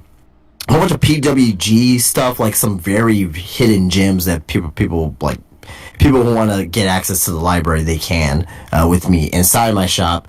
But also as well, my shop is Spinebuster Tees at Wonderland of the Americas inside of Crossroads Mall, where you come in there and you get your talked about now DVDs, t-shirts, wrestling action figures, Funko Pops, luchador mask, trading cards, anything and everything at Spinebuster Tees inside my little establishment there. And it's if you want to come in and talk about pro wrestling, it doesn't just have to be about WWE or TNA. If you want to come talk about local stuff, if you want to come talk about Ring of Honor, if you want to come talk about old school ECW, or if you want to talk about whatever, right?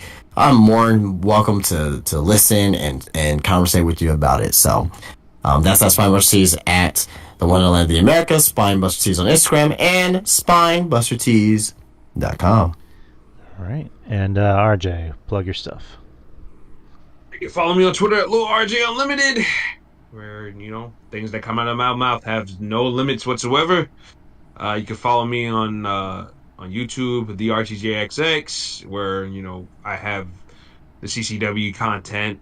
If you like call wrestling and stuff like that, 2K, that whole thing, then we got you covered over there. So the RTJXX, throw us a sub. We actually have a couple of shows coming later on today, and we have a pay-per-view coming up on the 27th, Wreaking Havoc 5, usually our Halloween aesthetic pay-per-view. That is that. And then we have an all-women's pay-per-view coming up next month. We have a lot of women in CCW, so that show's gonna be filled to the brim. Then we have our tournament, pretty much like our G1 Continental Classic, King of the Ring, whatever you want to call it. We have our tournament called Battle of New York, and it's going to be, for those who get it, it's going to be AI versus AI. So CCW management, we don't have a say in who's going to be the winner, so it's going to be a total shock to see who wins the whole thing. So that's going to be a really good, a really good surprise this year. And yeah, so we have all that good stuff coming up within the next couple of months. So if you guys are interested in that, sub today. We got you covered on the action. And yeah, that's pretty much it. And catch me on these shows. Me and Drew have another show of our own. So what you doing tomorrow, Drew? Well, I'm off tomorrow. So I'm off tomorrow too. I'm gonna do the CCW shows in the morning, but I pretty much have nothing going on after that. yeah, we can do some. I might be doing a lunch date. I'm not too sure, but like I said, I'm not working tomorrow. So if you want to do an evening show, we can do that. So I might be doing something in the evening. That's the thing. oh, you clapping cheeks? Okay, I am. There you go. I found some cheeks that need to be clapped. All right. No, I was saying, like, do you want to do something like at 10? We can just do like a quick, like a. I was gonna say quickie, but that sounds weird. We should Hey, just. yo. Hey, we smashing. Probably want to get back to you on that. All right, yeah, all right, man. Just let me know. Yeah, I definitely will. I don't want to say yeah, and then you hit me up later on. I'm like, well, yeah, I can't do it. I like how your That- voice that- just changed. Yeah, I can't do it. Yeah. Well, but that that's what most people do, and I rather keep it. I rather keep it a hundo with you, I know. than to pull that shit at the last minute. No, I get you. All right, people. We will be back next week, same time, same channel. We'll be doing predictions for Halloween Havoc, more than That's right. likely. And then next Sunday, we have a Halloween Havoc show. And Jeff Littman should be on for that show. Halloween period coming. So I mean, Halloween when RJ and Justin is on the prowl, you better hide your wives and hide your girlfriends. Oh yeah, Baby. especially if you look Yeah, like baby. Mira Shirakawa Oh, or Kidding? Layla Gray. Mela Gray's gonna be here. Man, sorry. what talk? He can't even talk. I can't even get myself together over here. It's like, but I can't say it. Mm-hmm. Before I climax, say Spawnbuster Tees. At SpawnbusterTees.com. A Nirvana shirt with the goddamn mountaintop and just this clear substance shooting out from it. Absolutely. That's a new T-shirt idea. I climb my mountaintop. Oh my god. But yeah, that's I'm sorry, y'all. I've been watching too many Scott Steiner promos earlier. it's all good. But yeah, next week we have that lined up, and yeah, Halloween's coming up. So, all right, we will see y'all later, and have a good night. And I'm gonna get the show up tomorrow. Probably not gonna edit tonight because it's cutting too close. But all right, take care, people. Have a good night. Be safe, and peace out. Peace.